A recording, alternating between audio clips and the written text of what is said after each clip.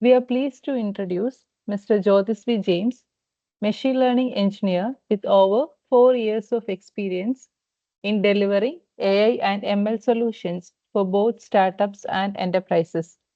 He specializes in optimizing AI workloads using advanced hardware and software frameworks to ensure high performance and cost effective solutions across CPUs, GPUs, and ASICs. Currently, he is part of the Artificial Intelligence Center of Excellence Labs at Tata Consultancy Services, where he collaborates with a leading multinational semiconductor corporation to enable scalable and efficient AI deployments. His expertise spans generative AI, computer vision, and NLP. He is driven by a mission to continuously learn, collaborate, and contribute meaningfully to advance innovation in artificial intelligence and deliver value through his work. We are delighted to have him with us today. And I now invite Mr. Jyotisvi James to lead the session. Over to you, Jyotis. Thank you, Rashmi. Am I audible? Yes. Definitely. Okay, cool.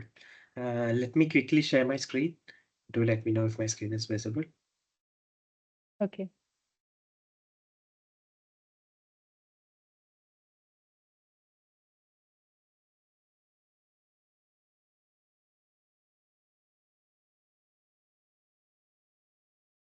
Yeah. Can you see my screen? Yes, it's Yeah. visible. Thanks for the intro, Rashmi. So last, I mean, 4 days we went through a lot of things. So today, what I'm going to cover is, first day we went through the foundations of NLP, right? What are the methods and the steps involved in understanding large language models or like language processing. The second day we went through encoders and decoders. Okay, so where we went through the epic transformer architecture and how it actually made way to the modern natural language processing. And on the third day, we went through explainable AI, the responsible and the ethical part of designing an AI machine and how it can be helpful for humans and making sure that it does not cause any harm. And on the fourth day, we went through like the large language models. So there we got a very detailed explanation on like exploring the LLMs, the methods of using them, including LLM parameters like tokens, embeddings, and stuff. Okay. So today it's going to be a very interesting topic because everybody is going to use this topic a lot. Because this is one of the main concept that everybody should learn. It is called prompt engineering and how to use generative AI for research and development. Okay, so this is what I'll be covering today. So to give you a brief outline, you are not going to lose job. You are not going to lose your job to an AI, but you are going to lose your job to someone who uses AI. So everybody, it has become the part of the time where we need to actually learn to use these kinds of AI tools. It's like a thing that you need to practice at your college, at your like whenever you are using, like you need to understand how to use the AI tools to actually make most of the tasks that you do much easier. So that is very important because otherwise you are going to be left out. Okay. So that is why we are gonna go into this techniques, and I'll be covering all these techniques. It will be divided into two sections. There will be prompt engineering, which will cover like introduction, the LLM settings, the prompting fundamentals, the designing ways of designing the prompts, the common examples of prompting techniques and agents. So these are some of the concepts that I'll be going through. And the next is the yeah. The next thing that I'll be covering is again the generative AI for research and development. So there I'll be covering how do you deal with the AI chatbots, like different AI chatbots, the some of the common AI programming tools that are available, along with some of the AI productivity tools. Okay, so and then I'll be going to an intensive demo where I'll be providing like 4 notebooks or something, how to do all these kinds of prompting techniques using like open AI. Okay, now let me move to the next slide. Prompt engineering. So what is this prompt engineering? Prompt engineering is relatively a new discipline where it's for like developing and optimizing prompt to efficiently use large language models. So it is like developing the skills and techniques that are useful to interact with the LLMs. Okay, it can be for a variety of applications, whether it's for developers or for researchers. For example, for researchers, it can be used to actually find out common, answer arithmetic reasoning or like finding research, research questions or how to optimize your workflow and identifying the areas where we need to improve or like make new innovative technology. So in research domain, it's very helpful. And for developers, prompt engineering can be very robust to actually design code. Now it's like a no code platform. You need not write all the code now. You can actually pass it to an LLM. LLM will actually assist you in creating code. So that is where you need to be very clear with what prompt engineering is and how it can be helpful for developers. So before getting into what prompt engineering is, I need you to familiarize with some of the key concepts that are covered in like LLMs. Okay. So one of the things is there are a couple of parameters that we can actually adjust to make sure that the response generated by the LLMs are actually correct. Okay. So there are a couple of parameters that you need to be very clearly understand. Some of the common parameters that you can adjust in an LLM are like temperature, the top P parameter, tokens and context, the stop sequences, and the frequency and presence parameter. So let me go to each of these concepts. The first is temperature. Temperature is basically the randomness of a model. For example, it's simply called the creativity of a model. For example, I have given you an example over here, which says that she opened the door and saw. Okay, that's a sentence. So I'm telling the model, complete the sentence. So I set a lower temperature, for example, 0.2. You see, the she opened the door and saw her mother waiting with a warm smile. So it's a very clear response. It's a very crisp response. I adjust the temperature value to like zero 0.7. She opened the door and saw a small flickering candle on the floor. It's like dancing across the walls of the empty room. You see, it got more creative. Okay. When I set it to a very high value like 1.2, she opened the door and saw a staircase spiraling upward into the sky of floating jellyfish and glowing constellations. You see, the randomness got increased, which actually made the output more poetic or like it is more creative with the output. So based on the output that you need to generate, for example, if you are generating a poem, okay, if you are generating a poem or something, you can actually set the temperature value to a higher value so that it generates more creative outputs. Okay. But if you want a very factual or a comprehensive, like contextual data, you need to set it to a lower temperature value. So that is what temperature actually helps.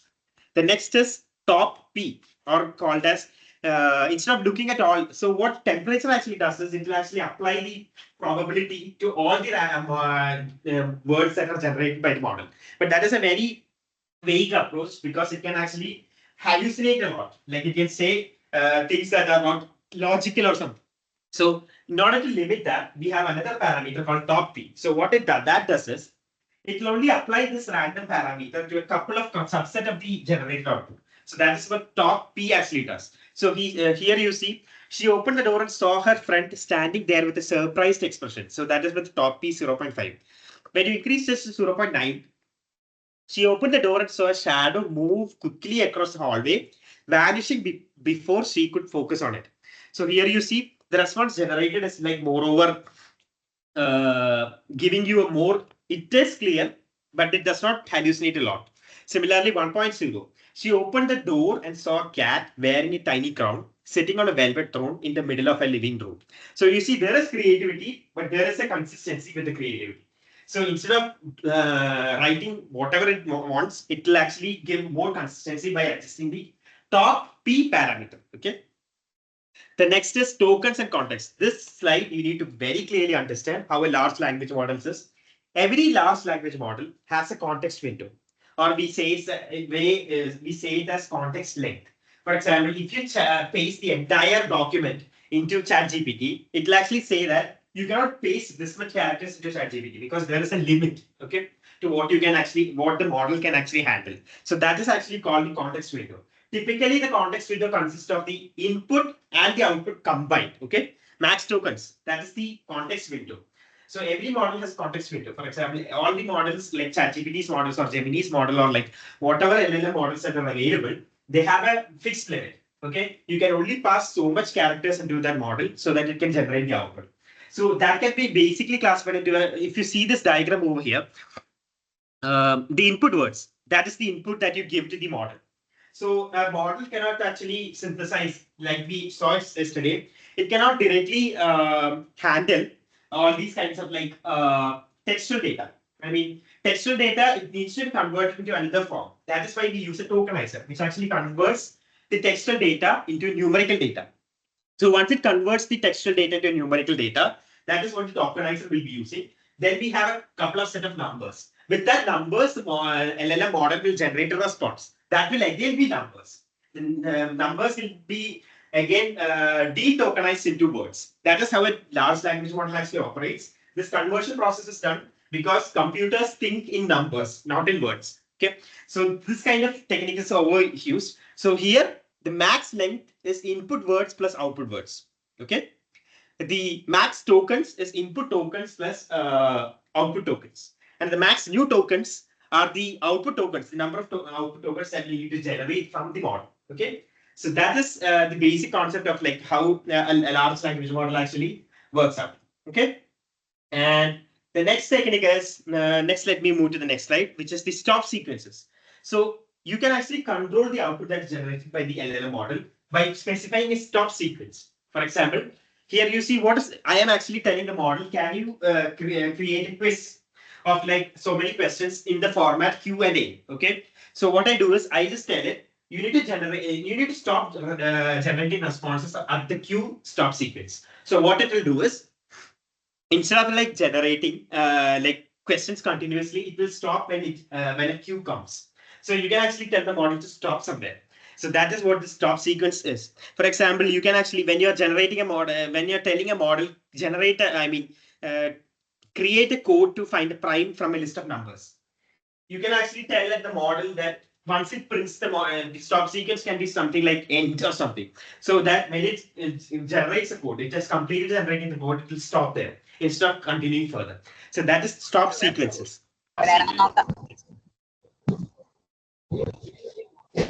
The next is frequency and presence penalty. So what is this frequency and presence penalty? You need to understand. Frequency penalty means repeating the same token again. For example, I'm gonna show you an example over here where it says that describe a prompt. I mean, describe a forest. So trees are often, yeah. So describe a forest. Trees appears too often and the model. So you see the response is generated. The forest is full of tall trees and green trees with thick trees. It is saying the trees a lot of times. So how do I control that? To make sure that it does not repeat the sentence again and again. So for that, we use the frequency penalty. For example, each additional appearance of trees is penalized more than the last. So what it does is, here you see the forest is full of tall trees and lush vegetation with thick canopies. That is how it actually generated the output. So here the frequency, we will make sure that the word that once occurred will not be generated again. This can be very helpful. For example, if you are telling a model to actually generate a paragraph on a specific context, concept, instead of repeating the word, it will make sure that it does not repeat the word. So that is another parameter that we can control. And there is presence penalty. Next is, this is similar to like the frequency penalty, but here is, if any token has actually appeared, it would make sure that it does not appear again. So this presence penalty is like, the forest is full of tall pines and dense bush with rich undergrowth. You see, in the response that is generated, it does not mention the tree. Okay, it just uses different words. Okay, so that is another thing that we can actually use to control the responses that are generated by an LLM. Okay, now before going to the basic, before going into prompt engineering, I need you to understand the basis of prompting. So this approach of this, like the basics of prompting is, prompting engineering is like designing effective prompts to actually instruct the model to perform a desired task. So basically a prompt can contain a lot of things. For example, there can be an instruction, there can be a question, and there can be like context input and examples. So this is how a prompt is actually designed. And the quality of the prompt, I mean, the quality of the results actually depends upon the prompt that you pass to the model. Okay, so whenever you're constructing a prompt, you need to you need to keep a couple of things in mind. So let me come to each of those. The standard prompt format. Typically, all the language models that we use, for example, ChatGPT or Gemini or all these kinds of models, or most of these models, all these models, what they're doing, there are two types of LLM models. One is the instruct model, the other is the normal completion models. Okay. So if you see, some models are like instruct models, the other models are like completion models. Completion models in the sense, most of the models are completion models. So if you ask the question, an apple a day keeps, and you tell it to complete the sentence, the doctor away, it will complete the sentence. But there are some models that are instruct models, which where we can explicitly instruct or command the model to do something. Okay, so ChatGPT or like Gemini or like Claude or something, all these kinds of Perplexity, all these are like instruct based models. So when you tell them, when you are generating a prompt, you need to make sure that there's an instruction. For example, write a code to find the prime number from a list of numbers in a specific file. Okay, so here you are actually passing the, you are telling the model to do something. So there's a command involved. So that is one method. The next method that we use is like question. Okay, you ask a question. Okay, what is the capital of France? Okay, that's a question. So here it gets a response. We can generate a response. It is again a type of an instruction, but in a question form. There is also one more way of standard prompt design, which is like a question answer prompt. Okay, some of the models are like question answer prompt models where you can actually ask a question. It will actually generate an output in a quiz like format. Okay, so the most common is question or the instruction format that we use. So before getting into prompt engineering, another thing is the elements of the prompt. What are the parts that make up a prompt? Okay, so you see the example. There are like 5 parts. There is an instruction. There is a context. There is an input data. There is an output indicator and the output data. So here you have the components. And there's an example over here. Determine the sentiment of a given product review. That is the instruction. Okay, you're telling the model that you need to say whether a specific product review is positive or negative. Okay, the context is the review is from an e-commerce website. So here we are providing the environment of the review. Okay, so it's for an e-commerce website. Sentiment should be classified as positive, negative, or neutral. So those are the sentiments that are available: positive, negative, or neutral. The input data, this is the data that we provide to the model. The laptop performance is great, but the battery life is disappointing. Okay, you see the response input data that you provided as the laptop performance is great, but the battery performance is disappointing. The output indicator, you are telling the model a single word sentiment, label, positive, negative, or neutral should be there. So the model will actually generate the output as neutral. So there are 5 parts of a prompt. The fifth part of the prompt is what is generated by the model. But the other 4 parts, you need to very control. You need to be very specific. The instruction, the context, or the external information or additional context, the input data, the output indicator. So these 4 things will combine. We'll pass it to an LLM model, and it will generate the 5th part, which is the output data. Now, how do you design a prompt? There's no specific, like very clear path to designing a prompt. The best method that you can do is, if you have an idea, you try it using a prompt, you experiment the result, you do an error analysis, and do this loop to actually get the get the correct result. And when you have big task, the best method that you can do is you can divide it into smaller tasks and pass it to an LLM model, and it'll actually break it down. Keep building and keep building on it to get a better result. So that is the best method that you can actually use to actually design prompts. Okay. And these kinds of experimentation will be helpful to actually get the optimal result. Before going into that, designing prompts, there are a couple of things that you need to keep in mind when you design a prompt. One thing that you can do is using commands, okay, to instruct the models. There are a couple of words that you can use. For example, write, classify, summarize, translate, order. So these kinds of instructions, they are having more priority in these LLM models, so that when you pass it, for example, if you see the example that is provided over here, instruction, translate the text below to Spanish. So we are actually explicitly saying translate, so that the model can understand that you need to do this kind of thing. Okay, so place the instruction. There is some recommendation that you need to follow. It is always recommended to keep the instruction at the top of the input data. Okay, you can actually separate it using some hashes or something like that. That is also very good. But it is always instructed that you keep the instruction above. Okay, whenever you are telling a model, to generate a response.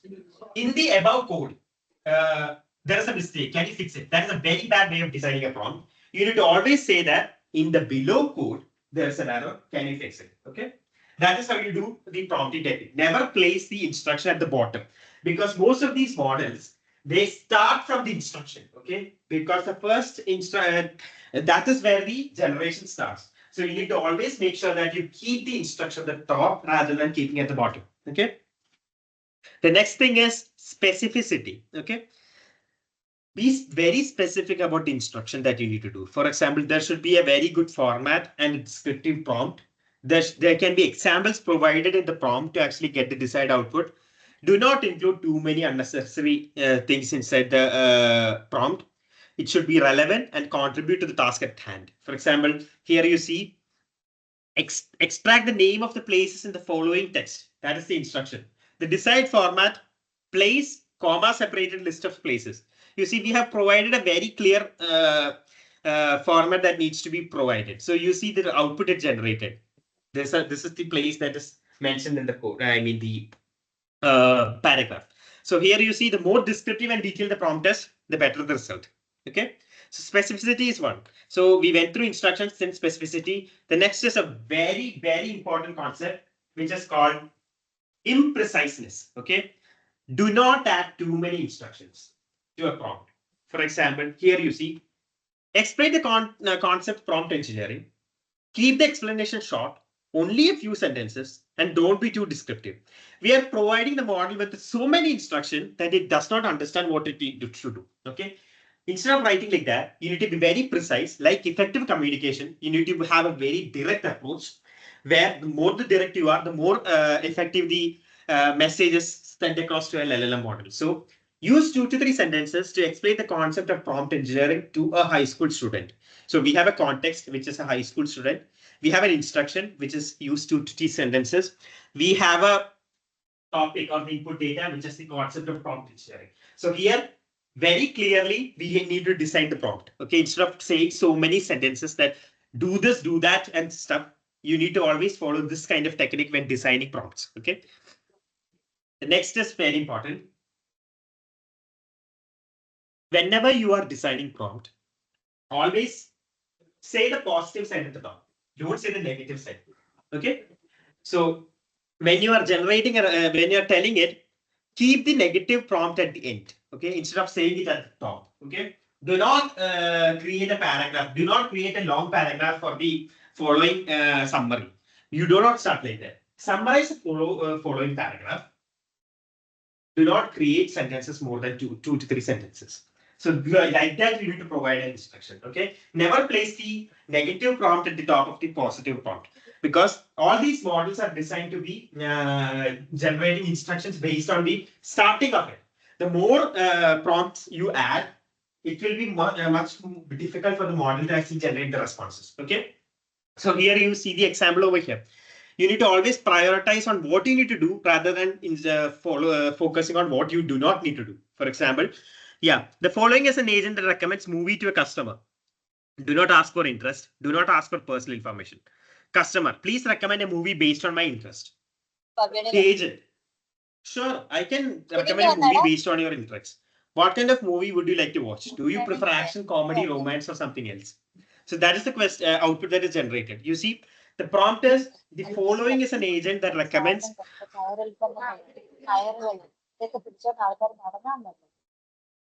The following is an agent that recommends movie to a customer. The agent is responsible to recommend a movie from the top global trending movies. It should refrain from asking users for their preference and avoid asking for personal information. If the agent doesn't have a movie to recommend, you see that is the negative prompt. It should respond, sorry, couldn't find a movie to recommend today. Instead of writing, do not ask for interest, do not ask for personal information in capital letters, you do this method. Please recommend a movie based. So here you see, sorry, I do not have any information about your interest. However, here's a list of global trending movies right now. I hope you find something you like. So here it did not ask any question. There we passed it as a capital letter, like shouting to the model. Therefore, it was not actually listening to it. Okay. Make sure that you prioritize on what you need to do. Okay. Rather than focusing on what you do not need to do. Now, The common examples of prompting. Okay, what are the common examples that we use in prompting? First is text summarization. Like we ask a question, explain antibiotics, it will generate a response. I'm just passing it back to the model. Explain the above in one sentence. So it will actually generate the output as antibiotics are medications used to treat bacterial infections by either killing the bacteria or by stopping and so on. So this is basically like a summarization. So there are two types of summarization. As you know, there is extractive summarization and the generative summarization. Most of the LLM models does generative summarization, but earlier we used to do extractive summarization where we take words from the original text and like combine it into sentences. So that and one of the main idea of like using an LLM is actually it is very helpful for summarizing concepts because it has the ability to understand the underlying semantics of a language. So it can actually generate responses using the thing that we provide as an input to the model to actually make meaningful sentences out of it. Okay. So that's one use case of like text summarization. The next is information extraction. So how do you extract information from the model? Okay. Uh, so here you see, I have provided a paragraph. Mention the large language model based product mentioned in the above paragraph. So here I have provided a prompt. The large language model based product mentioned in the above paragraph is ChatGPT. Can you see? I am providing an information and I am extracting the data from the information. So you might be asking the question, why did I pass the prompt at the bottom rather than at the top? Because we are actually using something called knowledge prompting over here. I'll explain it later. So that is why we pass the knowledge at the above and then told it to summarize them from it. Because once it gets the knowledge, it will be able to understand the answer the question. Okay. The next is question answering. So answer the question based on the context below. Keep the answer short and concise. Response unsure about the answer if not sure about the answer. So we provided a context. Context is basically the text and then we had the answer. So it generated minds. Okay. The next is text classification. For example, if there is a text and I'm telling it whether it is neutral, negative, or positive, the text is, I think the food was okay. The sentiment it generated is neutral. Okay, that is a neutral response. But you do something like this. You see, classify the text into neutral, negative, or positive. But instead of saying neutral, I told neutral. Okay, I told the model it just to generate neutral instead of neutral. But still it generated neutral because most of these models are trained on very common data. Okay, when you say classify text into neutral, negative, or positive, most of these models are trained on very common data, and neutral is not a word that is common. So that's why even if I told it to generate as neutral, I mean neutral, it actually generated as neutral. There is self-correcting happening. But if I need the model to actually generate the response as neutral, we'll have to deploy one other method. Okay, I'll show you as a demo on how to do that. Okay, when I show you the demo, you'll be able to understand how to do that. Now the next is conversations. Okay, how do you do conversations? The following is a conversation with an AI research assistant. The assistant tone is technical and scientific. Okay, so the conversation is like you are passing like a human, the AI, and a human and an AI. So there's a conversation kind of a method of like prompting. That's another method where most of the chatbots, it uses this kind of technique where it remembers the history. So what it does is when you provide an output to the model, it will actually take the output, pass it again to the model, and then generate the response again based on that output. So this kind of a back and forth mechanism is actually used to actually generate response. That is another common technique of prompting. Now the next is code generation. We tell it, ask the user for their name and say hello. So we are providing this, then it will actually generate the output. This is the code. Okay. Similarly, there is an SQL query over here. Create a MySQL query for all students in computer science department. So there, it actually generated a response based on that query that we provided. That is another method of prompting. The next is reasoning. This is very important. Okay. The odd numbers in this group add up to an even number. Okay. So the answer. That is what we told. But you see the response that is generated. The odd numbers in this group add up to an even number. So let's see how much it goes. 15, 32, 5, 13, 82, 7, and 1. 15 plus 5 plus 13 plus 7 plus 1. So 20, 20, 33, 33 plus 7, 40, 40 plus 1, 41. The output should be 41. 41 is not an even number. We said that it is an even number, but you see the response that is generated. No, the odd numbers in this group add up to an odd number. Okay, but it said no. Okay, and the output that it said is 119. That is incorrect. Why did it generate incorrect responses? Because most of these models are completion models, as I mentioned. When you tell it to actually do something, it is not having any logic to do a calculation. Okay. Instead, it is just completing what it can generate. So when it went and saw that odd numbers in this group add, it actually added the entire numbers. Okay. Instead of like considering the priority was given to the add operation. Okay. So that is what happened. So here I changed the prompt a little. The odd numbers in this group added to an even number. Solve by breaking the problem into steps. First, identify the odd numbers and then add them and indicate whether the result is odd or even. Okay. So that is what I did. Okay. So we are telling the model you need to follow this kind of a procedure. So what did it do? It actually extracted the odd numbers 15, 5, 13, 7, and 1. Adding all those them 41. 41 is an odd number. You see, now it actually generated the correct response. Okay. So now let me come into the main crux of this presentation, which is prompting techniques. So we are going to cover 16 prompting techniques. Okay. Most of the prompting techniques you are already aware, but I'll be going through all these prompting techniques one by one. So the first technique is called zero-shot prompting. Zero-shot prompting implies that you won't provide any examples in the prompt. We instruct the model to perform a task without any examples. So many of the large-scale training data, it does keep up, since most of the LLM models are actually trained on very large amount of data, most of the models can actually perform tasks using this zero-shot method. Because even if we say that summarize the model, you need not provide an example to it. It can actually do that. Okay. So there is a technique called RLHF, which stands for reinforcement learning using human feedback. So when you're training a model, there are two methods. As you see in basic machine learning, how do you make sure that the response generated or the output generated by the model is correct or not? There are two methods to do that. Supervised, unsupervised learning, you cannot do that because the way that is designed is like you are identifying a common characteristic. The characteristic is not set by the user. Okay, it automatically identifies. For example, it might be distance.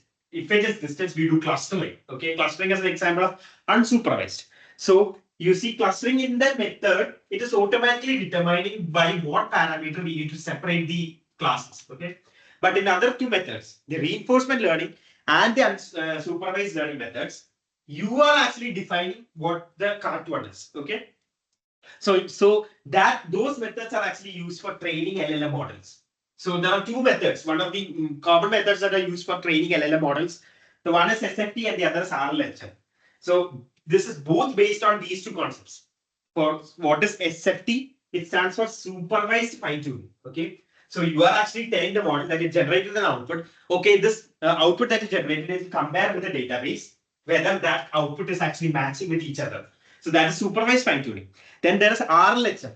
RLHF, where the reinforcement learning, as you all know, there will be somebody, there will be a feedback loop which actually penalizes or praises the model. Okay. So that penalizing or praising is actually done by human. Okay. So that is another method of like training a large language model. So reinforcement learning with human feedback. So that is another method in which a human is actually checking whether the output generated by the response on a specific input is actually correct or not. So that is another technique by which is a very complicated technique. Most of the LLM models are trained on this technique. That is why it is able to generate responses in a very human manner. Okay, because this RLHF method is actually used. So zero-shot prompting, since RLHF methods are actually used, it can actually generate response in a very human-like method rather than generating it in a vague manner. Okay. The next is few-shot prompting. Few-shot prompting, or we have another example part of it called one-shot prompting, where we provide an example. Okay. So you see, Many of the models can actually say zero shot capabilities, but when the task is complex, you need to do this. This is awesome. We are telling the model that this is a negative prompt. This is bad. We are telling the model this is positive. Wow, the movie was bad, positive. What a horrible show. So tell me what the output is. So here we are telling the model, okay, these are some of the examples and this is how I need the output. Okay. So the model will actually understand the context of schematics that you need to follow and then say the answer. So here we are actually providing examples to the model along with the prompt saying that this is how the response should be generated and this is how the thing should be outputted. Now the next method, this is a very intelligent technique, chain of thought prompting. Okay. You see, I told about the few shot prompting. Here is an example of one shot prompting done over here. Roger has 5 tennis balls. He buys 2 more cans of tennis balls. Each can has 3 balls, 3 tennis balls. How many tennis balls does he have? I told the model that the answer is 11. Okay. Then I asked another question. Cafeteria has 23 apples. If they use 20 to make lunch and bought 6 more, how many apples do they have? The answer is 27. That is incorrect. For example, in the above question, you see 5 tennis balls Roger already has. He buys 2 more with 3 balls each. So that's 2 plus 3, 6. So 6 plus 5 is 11. The answer is 11. We provided that as an example, but the model did not generate the output in the next case. The problem here is, here also, the model does not understand what to do. Okay? Because we are explicitly saying the model what to do. So I just changed the prompting method to a chain of thought prompting, where we are explicitly saying what to do. Okay. So here, Roger has 5 tennis balls. So the answer, what we provided as the example to the model. So this entire thing is the input to the model. Okay. It's not the output that is generated. The output is this. So in this, we said Roger has 5 balls. 2 cans of 3 tennis balls, each is 6 tennis balls. So 5 plus 6 is 11. The answer is 11. Now, when we provided the question, it actually started to understand the schematic. Okay, this person is asking the question and he is actually doing this calculation. Okay, so the model actually do the same thing. The cafeteria has 23 apples, right? That's originally. They used 20 to make lunch. So there is 23 minus 23. They bought 6 more apples. So 3 plus 6 is 9. The answer is 9. You see, by using a technique of telling the model that based on this example, you see, we did this to get into this answer. We told it to think with that chain, okay, of thoughts. And with that, it actually generated the output like this, right? So that is how the output is generated by these models in this chain of thought prompting technique. The next is a comparison by different methods of this chain of thought prompting, okay? The one which I told you is few shot, zero shot. Here you see a juggler can juggle the below one. Okay. A juggler can juggle 16 balls. Half of the balls are golf balls and half of the golf balls are blue. Okay. That's a very complex a tongue twister kind of a sentence. But you see how many blue golf balls are there. So how does a human think about it? A juggler can juggle 16 balls. So there are 16 balls. Half of the balls are golf balls. So 16 by 2 is half. So 8 of them are golf balls. And half of those golf balls are blue balls. So out of the 8, there are 4 golf balls. So that is for how human thought. Okay. So again, what we did is we provided a few shot. The above example in Roger, that thing we provided, it did not generate the response because still it is not thinking using a chain. Then we provided with the few shortcut, okay, which is we provided the example where we said that Roger started with 5 balls, 2 cans of 3 tennis balls, which is what we saw in the previous slide. So here you see the output that is generated by the model. The juggler can juggle 16 balls. Half of the golf balls are, so there are 16 by 2, 8 golf balls. Half of the golf balls are blue. You see, the model is actually able to generate the output based on a thinking pattern. Okay, that is what we need. Another technique of doing this is like zero shortcut, which is another method, which is a very intelligent method. Many of the models actually does this now because it has been tuned on for instruction to do this. For example, instead of giving an example, we can actually tell the model explicitly, let's think step by step. Okay. Instead of going and generating the output, do this step by step. So here you see there are 16 balls in total. Half of the balls are golf balls. This means there are 8 golf balls. Half of the golf balls are blue. That means there are 4 golf balls. You see now, even without providing an example, the model was actually able to generate the response. Okay. That is because we told it to explicitly instruct the model that you need to think step by step. Okay. The next is meta prompting. Meta prompting is very important because many of the prompts that we design is telling the prompt about prompting. Okay. Many of the code that we do meta prompting. So what does this meta prompting actually do? We are actually going to tell the model that you are a specific person, you are a specific entity, you are going to do so much of steps. You need to respond, generate in a specific manner. Okay. So here you are providing a meta prompt like you are a helpful assistant. It is also called a system prompt. Okay. You are a helpful assistant that always explains your reasoning step by step, even for simple questions. When a user asks you a question, break down the process, provide a clear logical explanation before arriving at the answer. You see? So the user prompt that we provided is what is 12 multiplied by 8? You see how the model actually generated the response. Sure. To solve this, I'll multiply 12 by 8. First, recognize that 12 by 8 means we are adding 12 8 times. That can be seen as 12 into 8, 8 into 10 into 8 plus 2 into 8, which is 80 plus 16. Adding those numbers gives us 96. So the answer is 96. You see? Break down the process, provide a clean, logical explanation before arriving at the answer. So instead of just saying that the answer is 96, it actually gave a very detailed explanation on how it arrived at the answer. So this is a very important technique which can be very helpful for generating prompt, telling the model, telling the model that you need to act in a specific manner. Okay. So that is another method of prompting. The next is self-consistency. We know what decision trees are. Decision trees means we have a it is like a glorified if else loop. Okay.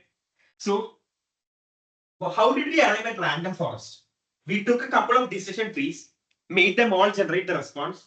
We combined the results, and whichever response is generated more times. I mean, how may aggregate the result so that the output is whichever occurs more, it is the correct output. That is the method of like self-consistency. So instead of telling the model that you need to generate one response, we tell the model that you need to use different logical paths, generate 3 to 4 responses on the same question, and we aggregate the result. For example, in this example, you can see if there are 3 cars parking, and so there is a question over there. So told the model that you need to generate 3 responses using different logical paths. You see the model generated 3 responses, out of which one is incorrect, but the other 2 is correct. So 2 is more than 1. So it actually said that the answer is 18. So this is another method that is used for generating. Here we are using the same language model. There are techniques where instead of using a single language model, we can actually use a method of voting with multiple models. So similar to what we do in random forest, similar to what we do in voting classifiers, here we are actually using a mixture of experts, like mixture of experts in the sense each of the language model is an expert. So we are using a mixture of experts to actually generate the output. Okay. So that is self-consistency. The next is general knowledge prompting. Okay. Instead of whenever we are asking a question, we provide a knowledge to the model. Okay. This is the thing from this based on this paragraph, you need to answer the question. So this is another method of prompting where we pass the knowledge. I mean, and incorporate the knowledge that the model does not know, so that it makes a more accurate prediction. For example, if I ask a language model that is trained on a very old data, like who's the president of the United States of America? Okay, it might say Joe Biden because the model that it is trained on does not know who the current person is. So here we can actually provide a knowledge that a paragraph on a news article where the current president of the United States of America is like Donald Trump. So it will actually, when it answers the question, it will actually take that knowledge into the prompt, similar to what we do with the context, and generate the output with very high confidence. So that is the concept of like using this knowledge, general knowledge prompting technique. okay, where we provide a general knowledge to make sure the predictions are more accurate. The next is prompt chaining. This is another method where we take the output of a prompt and pass it to another prompt and generate the response. For example, here you see break the task what we have in hand into smaller subtasks. In the example over here, you are a helpful assistant. Your task is to help answer a question on the data provided. The first step is to extract numbers from the data, delimited by hashes. Output the extract the number as a list included in square brackets separated by comma. Respond with no numbers found if no relevant numbers are found. You see, I just provided this and told it this is how it actually outputted. Now, what I did is I took that output, given the below list of numbers, count the items in the list delimited by hash. Output should contain only count of the items in the list. And then what I got from the first response, I passed it to the second response. Okay. So here there is a chaining of prompts where one output is taken to the next output. Okay. So that is another method of like prompting. Okay. Now let me move into another intelligent method, which is tree of thought.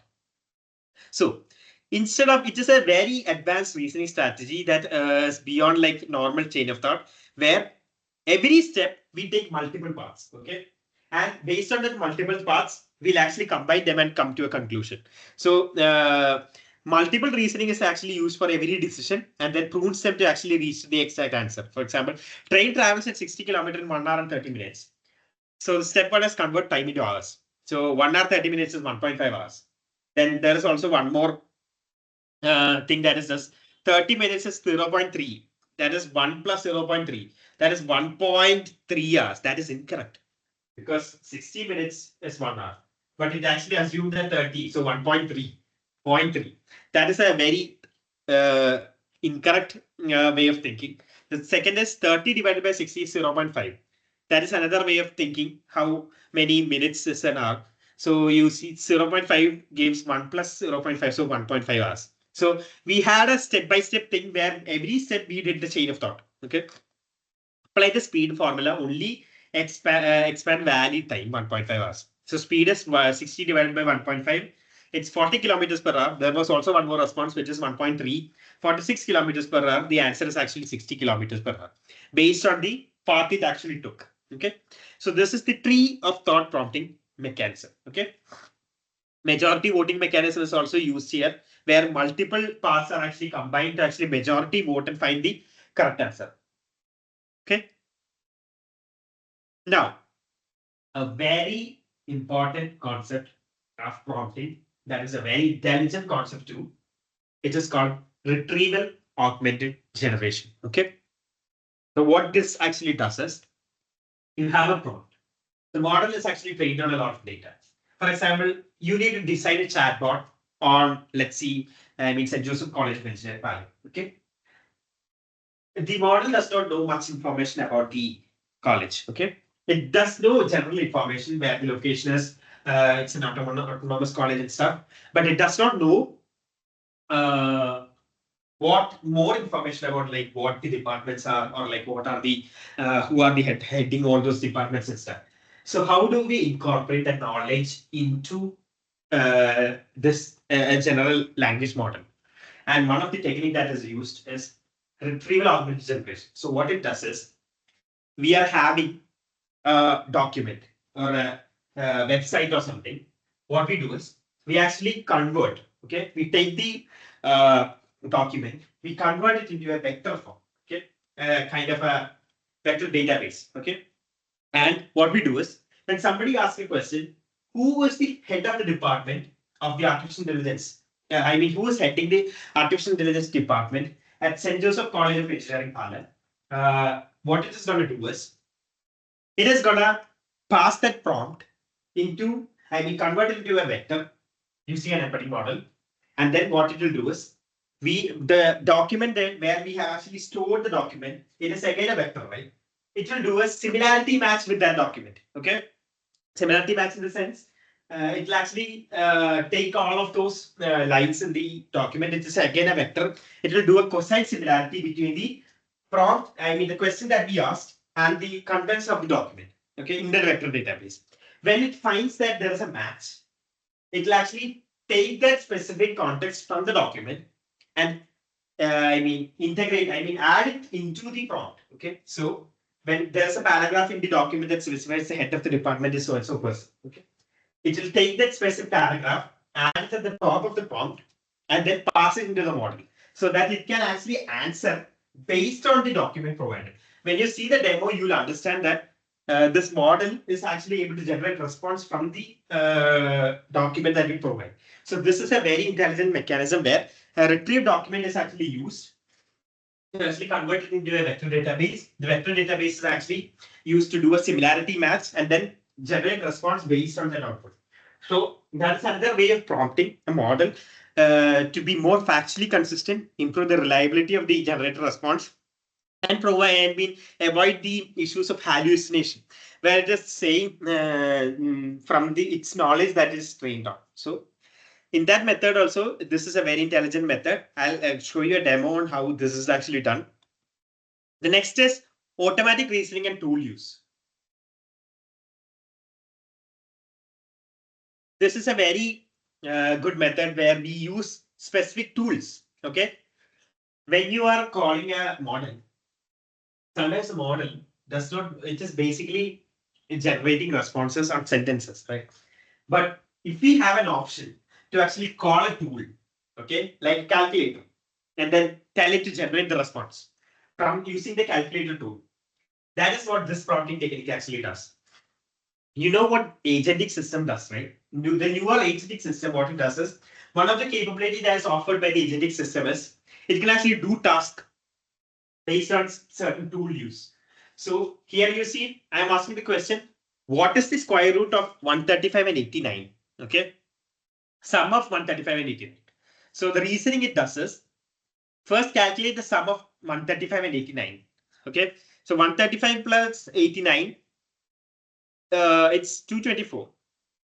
Okay, so 224 is sum. Then we actually invoke the calculator because there's a square root involved. So square root, we need a calculator. So we are actually invoking the tool called calculator, where it is passed into the sqrt function of 224. It generates the output 14.966. So you see, we are actually calling a tool called calculator. So there are a couple of tools we can actually define in an LLM, and we can actually tell the model that you can, if you wish, if you want to generate a, if you want to do a calculation that is not easy, you can actually invoke the tool and generate the response.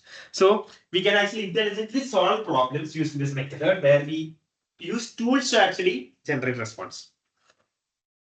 Another is automatic prompt engineer, where instead of creating your own prompt, we tell the model to generate prompt.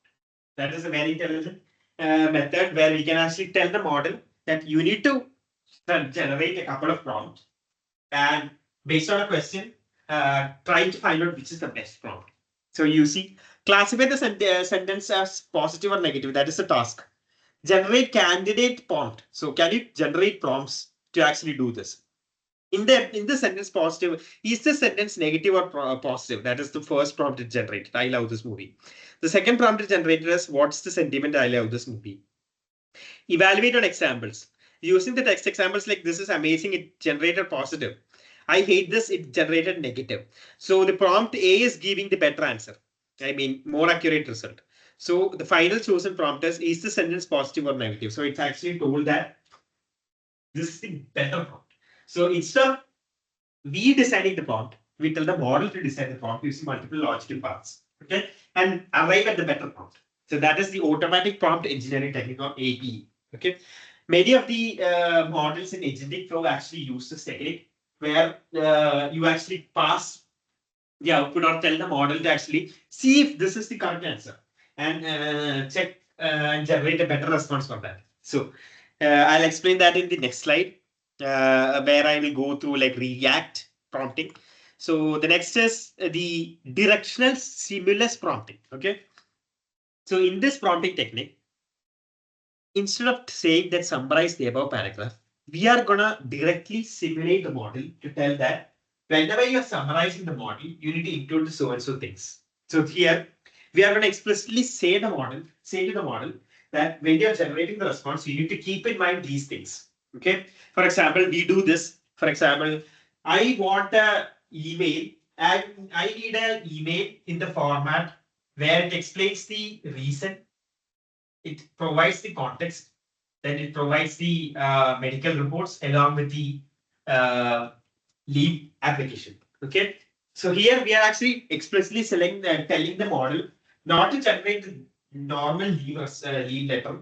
You need to generate a leave letter in a specific format, in a specific manner. So you are simulating the model to actually generate response in a specific pattern. Okay.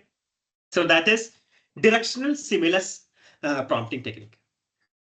The next technique is program aided language models. This is a very intelligent technique over here because many of the problem that we need to solve, we can actually use computer programming to actually solve it in a better manner instead of using a large language model. So here you see many and some of the LLM models actually internally does this, where when you tell the model that you need to calculate the I mean, train travels at 60 kilometers per hour for 2.45 hours, how far does it go? What it is going to do is it is going to go and do a coding internally, okay, where it actually defined and then it generated a Python code and the output is generated. The output is actually printed out. So internally, it is actually going to use a program, Python program or whatever program it is familiar with, and it is gonna use an output, run the code, and then generate the output. You see? So this is a more intelligent technique rather than using, I mean, telling the model to actually think step by step or something. Okay, so that is program-aided language models. The next is react or reason plus action prompting. This is one of the common mechanism of agentic AI. For example, what we use is we use reasoning as well as task specific actions to actually do things.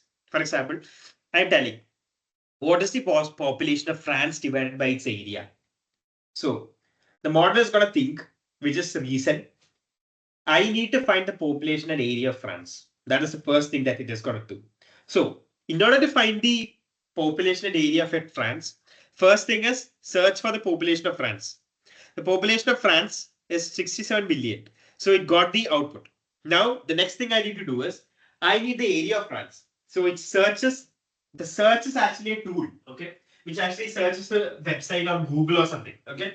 So it is actually invoking a tool.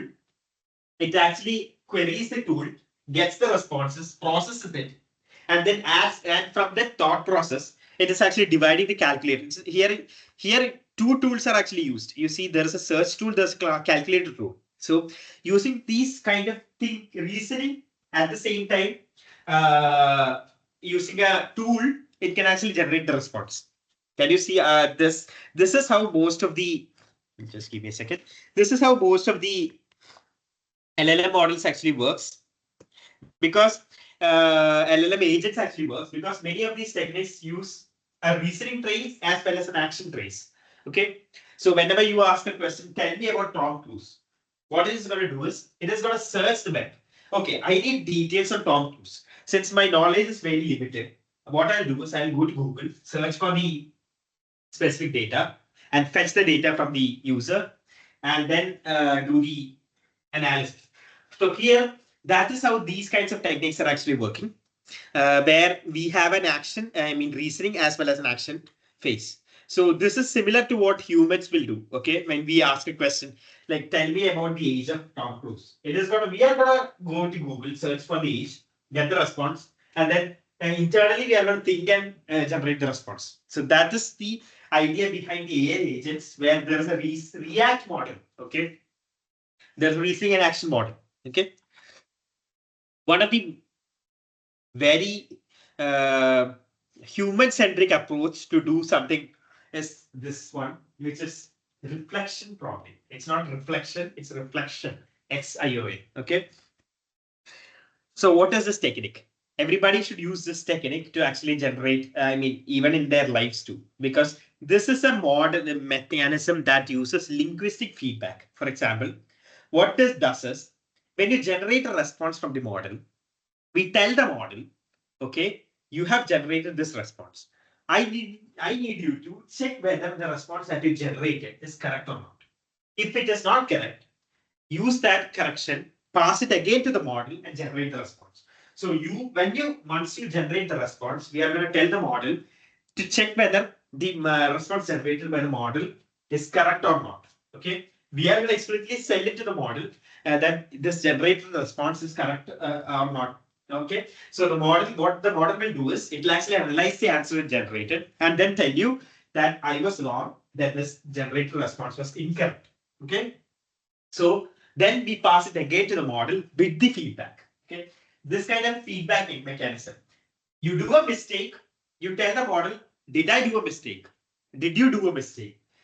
The model actually tells you that I did a mistake. So what it does is the output that is generated by the initial output that is generated in the model and the feedback is actually again passed back into the model so that the next time it generates the correct response. This is like a cycle so that we come up into a correct output. Okay. Similar to how we do whenever we do mistake, we try to reflect on that and analyze whether the mistake that we did is right or wrong. Okay, if it is right, we'll make sure that we don't do it again. So that is this method of reflection prompting, where it reflects or using a feedback mechanism to provide. Where there's a demo, I'll show you how this thing actually works. Next is graph prompting. In graph prompting, what we do is we actually tell the model based on the input graph. We actually provide a graph into the model. Okay. So here the question is, who is the grandmother of Harry? So the nodes are actually Harry, Lily, James, Euphemia, and Flemont. So the edges is Lily, the mother of Harry, James, the father of Harry, Euphemia, the mother of James, and Flemont, the father of James. So this is the concept that we have. Here, it is very useful for schematic search or like fact tracing and stuff, where we use to understand the relationship of concepts based on graphs. So here, this graph can actually be interpreted by the model. So here, I have asked the question, who is the grandmother of Harry, right? Harry's parents are Lily or James, because from this provided graph, we can actually understand that Harry's parents are Lily and James. Next, the question is James' mother is Euphemia. So James' mother is Euphemia, right? So therefore, Euphemia is Harry's grandmother. You see, it actually generated the output from the graph that we provided. Instead of providing it as a paragraph, we actually used a textual representation of the relationship between. This need not be a textual representation. It can be a database where we have a relational database that can actually answer questions. So that is another method of prompting the graphs using nodes and edges. Now, before going into this, let me show you one thing, which is a demo on all these kinds of techniques. So let me move to the Kaggle. So what I've done is I've created a couple of notebooks over here. I'll be sharing these notebooks with you so that you guys can also try this out. So I'll be sharing a folder like this where you have this notebooks. There are 4 notebooks over here. So most of these notebooks are actually using ChatGPT's API. So in order to generate and this is actually using Kaggle. Okay. So you can actually go to Kaggle and upload this website, notebook. And another thing that you need to do is go to OpenAI platform, which is the platform for OpenAI. Okay, go to OpenAI platform. You can actually log into this platform. Yeah. Once you sign in, you will be seeing something like this. Okay, this is how the OpenAI platform actually looks like. Go to the top right corner, click on your profile. Here you have an option to generate the API key. Okay, you click on this create a new secret, this button. You can provide a name, SJCET, something like that. Whatever it is, SJC or something. You do this, SJCET, and you select the project and create a secret key. Okay. This will actually create a key over here. Can you see this key? You can only copy this key once. Copy this key, go to Kaggle again, paste the key over here. Okay. Here like this. This is how the key will look like. Once you paste the key over here, what it is going to do is we will be able to invoke the model. So what I'm going to do is I'm going to run this. So this is going to install OpenAI. Okay. The next method, what I've done is I've added the OpenAI key over here. The next thing, it added the key. Now here you see I have provided a small thing where I am going to use the chat completion AI, response UI to actually generate response from the model. So here I have a system, which is the user, and this is the system prompt that is provided. You are an AI technical assistant. This is very similar to what we do with like ChatGPT, right? You in ChatGPT, if you go, here you ask a question. That first part, like if you are saying like generate a code or something, that first part that we provide is actually the part that is actually provided over here, which is called the system prompt. System prompt is content. You are an AI research assistant. You are use a tone that is technical and scientific. Content is hello, how are you? This is the user, which is the human. The assistant is greeting. I am an AI research assistant. How can I help you today? So we are actually providing a context to the model. So why did we do that? Meta prompting. This is called meta prompting. So here we are using meta prompting, where we are telling the model explicitly that you are a research assistant. This is not just a general model. Okay. And then we ask a question. Can you tell me about the creation of black holes? So I'm going to invoke the model now.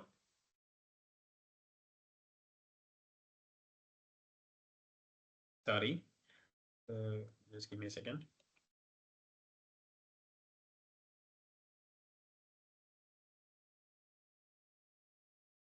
Cool. So I'm going to invoke the model.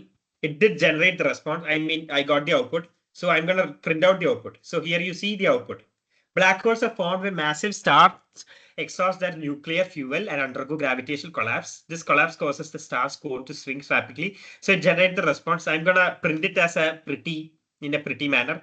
So here you see the response it generated. So it is using a ChatGPT 3.5 turbo model. I'm just passing the prompt like this. This is exactly how the ChatGPT actually works. We have an API. It actually invokes the API, generate the response, and print out the response. So in the backend, this is actually what is happening when you pass a prompt to a model. Okay. And the model that I use is GPT 3.5 Turbo. Okay.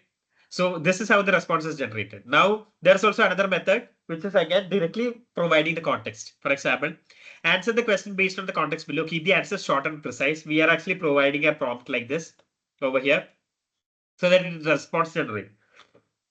So there is a paragraph that is provided. Let me do a word wrap or something so that you guys can see this.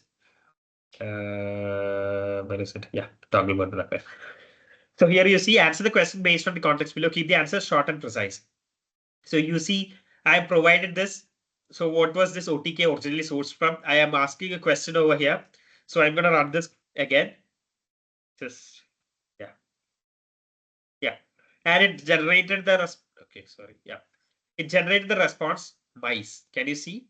So I provide the temperature as 0. It generated the response as 5. So this is a very small starter code that you can actually refer to actually run, normal kind of a response generation. So I'm gonna move to the next notebook, which is again another notebook which is provided in this file. This is the LLM settings and prompting fundamentals.ipynb. So let me open that notebook again. So yeah, here it is. So here I'm going to show you a demo on how LLM setting and prompting fundamentals are actually used. Okay.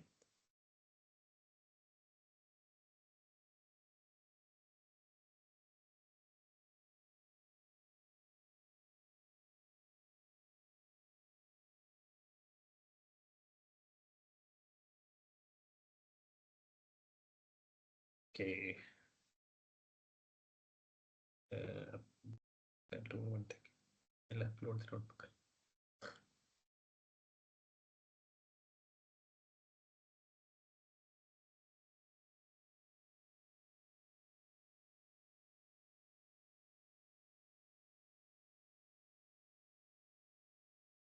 Just give me a second. Just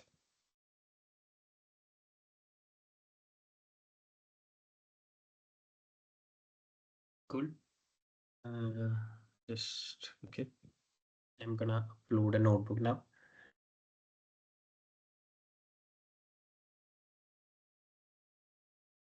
Yeah, cool.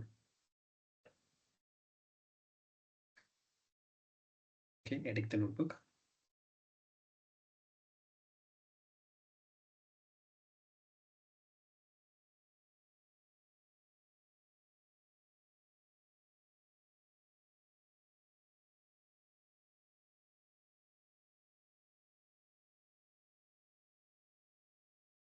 Okay.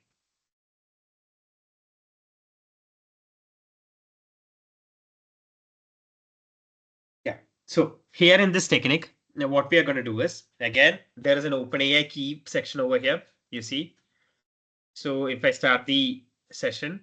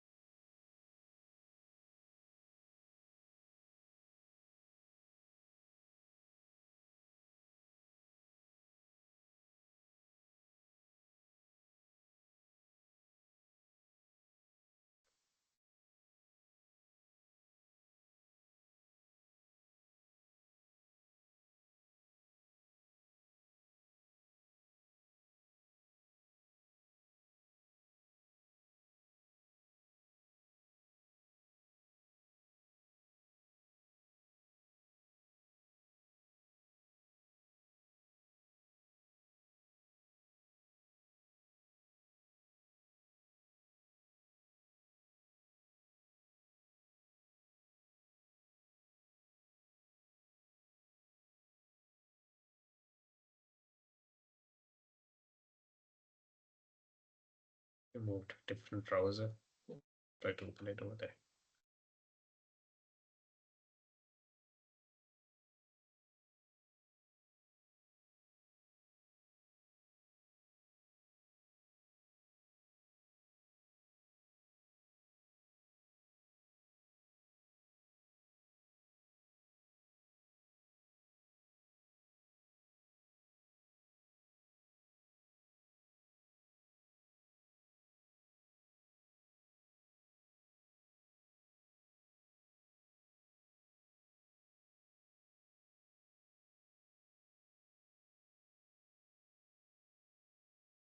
Good. Okay.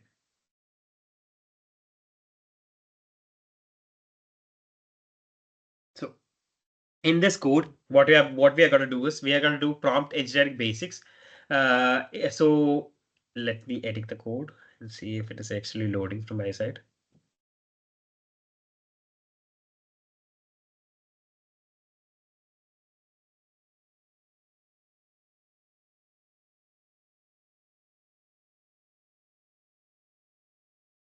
Yeah. Okay. So you see here again, we have a prompting technique where we load the library, review the format, and cover the basic prompt and review common use cases that we do. So I'm going to run the cell. And here we have imported OpenAI OS into the package, and I'm going to paste my OpenAI key that I got again, so that it is able to generate the response. Okay. And here we are actually passing the parameters that I mentioned. There is a temperature parameter. There is a max token parameter. There is a top P parameter, frequency penalty, and a presence penalty. So these are some of the parameters that we can actually pass to the model. And all these parameters OpenAI actually takes in. So like I mentioned, you can actually adjust all these parameters. Similarly, if you go to this, OpenAI platform, which I showed you earlier, there is something called a background. You can actually uh, try that OpenAI background. Playground, not background. Sorry, playground over here. So if you go to OpenAI playground, this is again a similar functionality that is offered. You can actually choose the model that you want. There are a lot of models over here. You can actually set the variables. Okay. Yeah, there is a technique to actually compare, test the different parameters. You see, the reasoning effort, all these kinds of things. You can actually change it to a normal model, for example, a 4O mini model. and you can actually use tools. You can actually adjust the temperature, the max tokens, the top P, all those things. You see this kind of a functionality. The similar thing we are actually going to do over here. You see, I am adjusting the temperature 0.7. So let me run this code. And here I am passing it into the OpenAI this, and here I am passing the sky as. Okay, this is the prompt that I'm passing to the model. Okay, let's see what it generates. Sorry, I did not run first time. Yeah, cool. So here, no API key. Where is the API key? Yeah, cool. 1, 2, 3. Yeah. So you see the message that I passed in the sky is blue and dotted with fluffy white clouds on the sunny day. So that is the response that is generated by the model for like temperature 1. I'm going to make it temperature 1, 0.1, or like maybe 0.0. Okay? And now I'm going to pass the same to the model. Blue and clear with fluffy white clouds scattered across the horizon. The sun is shining brightly, casting a warm glow over everything below. It's a beautiful day to be outside and enjoy the beauty of nature. You see, I adjusted the prompt temperature and the output that is generated. There is a little bit of a change in the output that is generated, right? Similarly, there are other methods like setting different temperatures and then generating the response. Okay. The next is text summarization. What we saw in the PPT here, I am passing a input to the model. So let me do the word wrap. Here I have a prompt. I pass a user and a prompt. It will actually generate the response. So here, let me see if it is actually able to generate the response. Yeah. You see, it was able to summarize the document. Similarly, we have an answer a questioning where I pass it to the prompt and it actually answered mice. Okay. Similarly, this is where I'm going to show you what I'm saying. Okay. Classify the text as neutral, negative, or positive. You see, it generated the response neutral. I'm going to change the name as neutral. Still, it generated neutral. Can you see that? Because the model is actually trained on neutral as being one of the text classification, not that neutral. So if I specify as neutral, even though I specify it as neutral, it is generating the response as neutral. So that is the problem of this kind of LLM models. If you do not provide an example to the model, just if you want an output in a specific format. Okay. So let me move to the next one. Here, AI research assistant, role playing kind of a thing. So I am telling the model black holes, the question that I generated in the first notebook. Similar to that, here is the human, a conversation kind of a prompting technique. And here we have a code generation kind of a prompt technique where it actually generated the SQL code. Similarly, the question where 1532, 532, 82, 71, odd numbers in this group. I asked the question to the model. So solve by breaking the problem into steps. First, identify the odd numbers and add them. Indicate whether the result is odd or even. Okay. So that is what I passed to the prompt, and that is and it will actually generate the output based on the thinking pattern. Okay. So this is common LLM patterns that we use. You see, odd numbers in this group are this. Adding them up to it gives us 41. The result is 41, which is an odd number. Can you see? It has actually written the thinking mechanism, how it actually generate the response. Okay. The next is I'm going to move out of this notebook and I'm going to move into the third notebook, which is again prompting techniques. Not this is third. This is not third. Yeah, let me open the third one. So yeah, cool. Let me move to notebooks.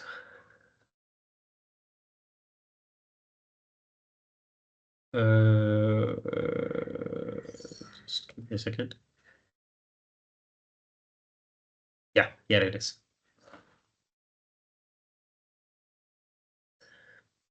Let's see if the editor is able to load it. Yeah, cool. It is loaded. Okay. So here again, OpenAI key, you need to pass it over here. So once that is done, run one by one. OpenAI key. Again, you see I set all the parameters of the model. So that it generates the response. Now let's see zero shot prompting. Okay. Zero shot prompting, we do not provide any example to the model. So you see, I am not providing any example to the model. Okay. So let's see how it generated the response. Okay. It actually said that classify the model as like whatever neutral or negative or something. It's actually said neutral. But as you saw in the earlier example, if I provide neutral, it does not give me the output as if I provide the text as neutral, it won't generate the response. So here I'm going to do one thing. Here you see few shot prompting where I'm passing an example. The odd numbers in the group add up to an even number. True or false? This is the question that I asked. Let's see what it generates. So the odd numbers, let's see, 17, 9, 10, 12, 13, 13, 4, 2. Okay, 17, 9, 13, 7, 9, 12 is it's 39. Okay, so 39 is which is an even number. 39 is not an even number. That is an incorrect response. You see, I just used zero shot prompting. It actually generated the response 39, which is an odd even number, which is incorrect because it does not understand the concept that if you add a number, it is actually completing. It is not thinking what it is doing. Okay. So what I did is I just provided some examples to the model. You see that this is how you need to do this. Now I ask the same question to the model again. See the response it generate. The answer is false. Can you see? So that is the way you need to decide a prompt. For example, if you are not able to get a specific result, you need to actually pass general, examples to make the model understand that this is how you do it. That is the example. That is the main concept of few shot prompting. Now let me come to chain of thought prompting. So the same question again. Odd numbers in this group add up to an even number. 4, 8, 9, 15, 12, 2, 1. Okay. Adding all the numbers, which is 9, 15, 1 gives 25. The answer is false. So the next question that I asked is 15, 32, 5, 13, 82, 7, 1. So 15 plus 5, 20, 20 plus 13, 33, 33 plus 7. And the answer is 41. It is not an even number. You see the result that is generated. Or adding all the odd numbers gives you 41. The answer is false. So you see, based on the above example that we provided, it is actually able to generate the response. Okay. Now there is also one more thing, which is zero shot. Like instead of giving the example, we are actually providing think step by step. Okay. I just run this, see what happens. I went into the market and bought 10 apples. Let me do a word wrap. I went into the market and bought 10 apples. I gave 2 apples to the neighbor and 2 to the requirement. So 10 minus 2 is 6 apples. I then went and bought 5 more apples. Okay. And I ate 1. Okay. How many apples did I remain with? Okay. So 10 apples, it's 4. Again, I bought 5. So there's 11. 11 and I ate 1. So the answer is 10. That is how human thinks. So since we explicitly said that, let's think step by step. You see, initially you bought 10 apples. You gave 2 apples to the neighbor and 2 apples to the repairman. So you are left with 10 minus 2, which is 6 apples. You then bought 5 more apples. So you are now with 6 plus 5, 11 apples. Finally, you ate 1 apple. So you are left with 11 minus 1, 10 apples. You see? So therefore, you remained with 10 apples. So since we explicitly mentioned that you need to think step by step, we got the right response. Similarly, I'm going to do meta prompting over here. It's just you are a helpful assistant that solves. We are going to tell the model that you need to do. We are going to explicitly tell the model that you are a person that you've got to think step by step for simple questions. So you see, then a response is generated. To find the product of 12 multiplied by 8, we need to multiply the two numbers together. 12 multiplied by 8 can be calculated as 12 into 8, which is 96. Therefore, the answer is 12 multiplied by the answer to 12 multiplied by 8 is 96. So there is a very clear explanation on how it actually generated the response. Now, let me come into self-consistency. So what is self-consistency? We are gonna, you see, I am gonna ask the model, what is the question that I'm asking? Mary has 5 bags. Each bag contains 4 apples. Okay, Mary has 5 bags. Each bag contains 4 apples. So there's 20 apples. She gave 6 apples. How many apples does she have now? So she gave 60 apples. What I'm going to do is I'm going to do 10 path. I'm going to ask the model the same question 10 times. Okay. So here, what I'm going to do is I'm going to ask the question 10 times to the model without using any kind of prompting techniques. And let's see the result it generated. It generated 14, like almost like 9 times. So with a confidence of 90%, the final answer is 14. So here we are actually prompting the model multiple times to actually reach into a common, correct conclusion, majority voting mechanism. So this is the technique of self-consistency. Okay. The next is general knowledge prompting. You see, I'm just passing a prompt along with the knowledge to the model. So it will actually generate the response. That is where we provide a general knowledge so that it can understand the question more clearly and answer the question. Okay. Now the next is prompt chaining. Okay. You see the prompt chaining technique over here. Okay. What I told the model is you are a helpful assistant. Your task is to help answer a question on the data provided. The first step is to extract numbers from the data delimited by this. So in this data, you need to extract only the numbers. Output the extract the number as list enclosed to square bracket separated by comma. Respond with no numbers found as no numbers are actually found. So I pass the first prompt to the model. It will actually generate the response. The next thing that I did is, so I got the response in this. You see, here is the response from the first message, right? The next is, here is that response passed. Given the below list of numbers, count the list of items delimited by output should only contain the count of numbers in the list. And what I did is I added the output that I generated from the first response to this. Okay. And I passed it to the model. Now let's see what the response generated is. Okay. From both the models. You see, from the first, it has actually generated the output. I passed that into the second. The answer is 39. Can you see? This is the method of using prompt chaining, like multiple prompts working together to achieve a common goal. Okay, subtask. So big task is actually divided into subtasks to actually do this. The next is tree of thought prompting, which is again a method of thinking in tree. Okay. So you see, what I told the model to do is think through the problem using tree of thought reasoning, generate 3 different solutions, approaches, thought 1, thought 2, thought 3, evaluate the strengths and weaknesses of each approach. Evaluation, best thought, final answer. Okay. And then I pass the question to the model. Your helpful model solves by thinking step by step, explore multiple approaches and then select the best one. So let's see. A farmer has 7 sheep and all but 9 run away. How many sheep are left? Okay. So let's see how it thought and came into the conclusion. Okay. Subtract the number of sheep that ran away from the total number of sheep.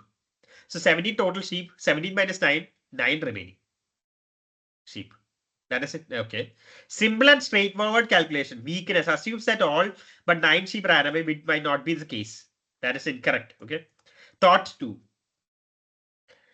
Assume that all the 9 sheep, count the number of sheep that are left if only 9 sheep run away. So 17 minus 9, it is 8. This is the correct response. Considers the specific number of sheep that ran away. Doesn't account for the probability of some sheep not running away. The third thought. Consider the worst case scenario where all the sheep ran away except 9. 17 minus 9, again 9 sheep. That is incorrect. Accounts may not accurately reflect the actual number of sheep remaining. Evaluation. Thought 2 provides a more accurate response as it considers a specific number of sheep that ran away. Thought 1 and 3 makes assumptions that may not be accurate in this case. Best thought is thought 2. There are 8 sheep left. So you see, I use multiple reasoning method paths to actually generate a response. And from those reasoning paths, we came into a conclusion that this is the output. So this is the method of tree of thought prompting. Okay. Now, this is to be very clearly understood, which is retrieval augmented generation. I'm going to ask a question to the model. What powers a cell? So this is a general question I asked the model. So you see the response that is generated. The cell is powered by a molecule called ATP. ATP is produced through cellular respiration process and converts glucose into oxygen into energy, and so on so things. Okay. Now what I'm going to do is, this is the working principle of RAG. Define a vector map on document query. Document vectorized into document vectors. Query vectorized into query vectors. Similarity is cosine similarity of document vectors and query vectors. Top index is highly matched in document vector base. Prompt is equal to query plus document top index. LM prompt plus document of top index. So here I am going to define some documents. You see, documents. The mitochondria is the powerhouse of cell. Photosynthesis occurs.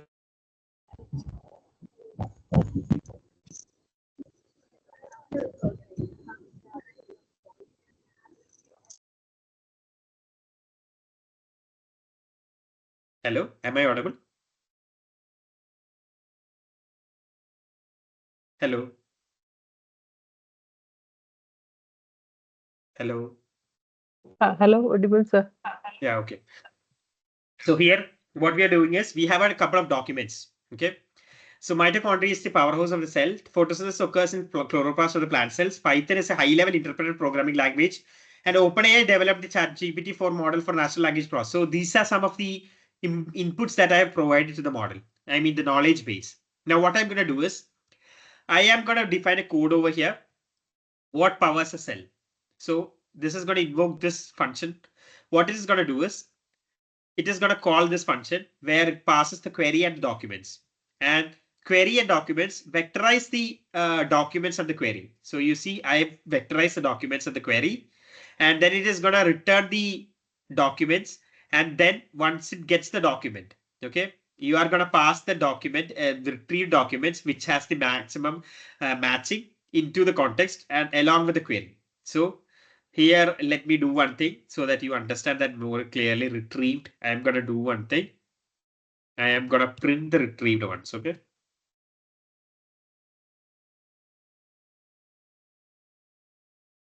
Okay. And I'm going to run this code. See what happens. Okay. So this is the input that I provided. And when I told the model that you need to, when I asked the question, what powers the cell, what it did is, it actually passed the query and the input and tried to match where the, I mean, similarity match with this concepts documents. So it found out that these two actually matches almost what it is, what we are asking. So it actually returned those two concepts. Okay. So then it actually provided that context and the query into the prompt. And here you see the mitochondria powers the cell. It actually generated the output. Instead of saying this, it actually said based on the provided document. So this is a very intelligent method where we can actually use the knowledge. We can fetch data from the knowledge.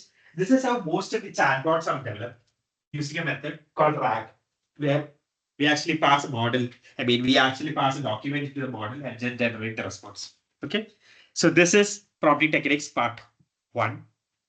Now let me move to the final notebook, which is prompting technique part 4. Okay. Let me stop this.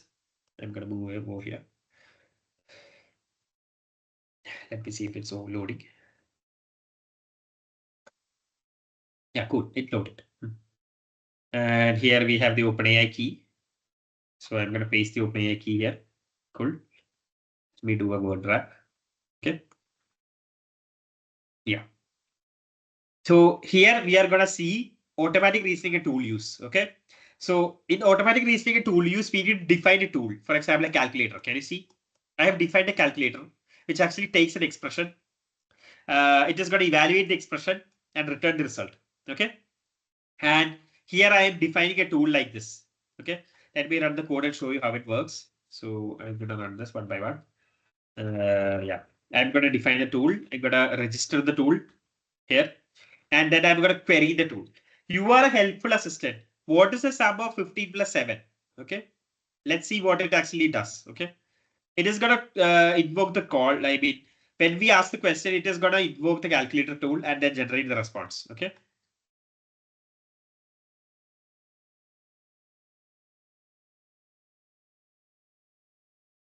Yeah. Cool. Cool. Let me try to ask the question. Yeah.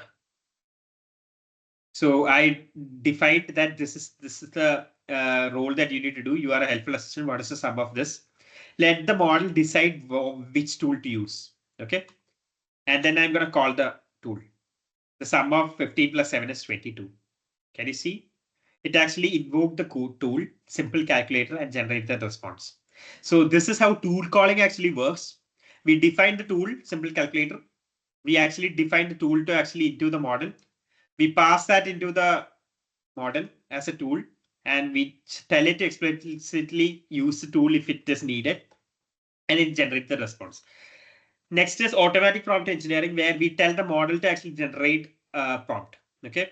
So here, what we have said is you are an expert prompt engineer. Generate 3 high quality prompt templates that can be used to solve the following task. Each prompt should contain take in a movie review and output a sentiment. So I just pass this. Please provide a movie review. Output a classified sentiment, positive, negative, neutral. Prompt 2 is share your thoughts on the movie you recently watched. Positive, negative, neutral. Similarly, these 3 prompts are actually used. Okay. So it generated these 3 prompts. Now what I'm going to do is I'm going to use these prompts that I got from this model and then generate the response based on that prompt. It provided negative, negative, negative, and then I'm going to evaluate the prompts. So it'll actually tell you which the best prompt is. Okay. It is going to take a little bit of time because we have a 3 or 4 matching happening. So this is again another method that can be used to actually generate responses, which is automatic prompt engineering. Okay. Now, once it generates the response, I'll go to the next one, which is direct stimulus prompting. Okay. So here we are actually telling the model that you need to be, we have providing a specific text to the model, and we are telling the model that you need to summarize using the main problem. I mean like this, including the basics. So here you see best prompt according to the model is this one. Okay, the prompt one is ranked the best because it clearly asks for the movie review, which relates directly to the sentiment classification. Prompt 2 is ranked in the middle as it also asks for the thought of the movie at slightly varied mode. So we actually ask the model which is the best prompt. So this is the best prompt. Okay, instead of these 2 prompts, this is the best, most concise prompt. Okay, it actually told us from this response. Now just there is directional stimulus prompting. Here we are actually providing a text to the model. We are actually telling the model to explicitly provide the summary in this specific manner. We are actually simulating the model to actually generate the response. When I pass this, you'll see the response that it generates. It actually told the main problem, the proposed solution, and the outcome in the summary in a very clear manner. So this is where the LLM can be very helpful. We can actually pass multiple details into the model and it will be able to generate the response. Okay. So this is how direct simulation prompting works. So that's just the PAL method, where what I'm going to do is you are a helpful assistant given a math problem. Write a Python function that computes the answer. Problem question. Respond with only the code inside a Python code function named solve. Do not solve include the Python fences. I'm explicitly saying that do not provide the result. So you see, it actually generated the results like this. Def solve. You see, return distance. Then what it does is it actually solved the question using the question that I asked. What's the 60 train travels in 60 miles per hour for 2.5 hours? How far does it travel? The output is 150. Can you see that? Using the code, it actually solved the answer. The next is React prompting. This is again a very intelligent method. You see, this is how AI agents actually works. Okay, you'll be able to see how it actually works. So what I'm going to do is I am going to invoke a. So in this code, what I'm going to do is I have installed a couple of libraries, LangChain and stuff, Google search results and stuff. And I am going to use 2 keys over here, which is the OpenAI key, and there is a key called Serper. What that Serper API key actually does is, I'm going to search on Google. I'll show you what that does is. You go to this website, Serper API. You log into this website. Sorry, log in once again. Okay. Just a second.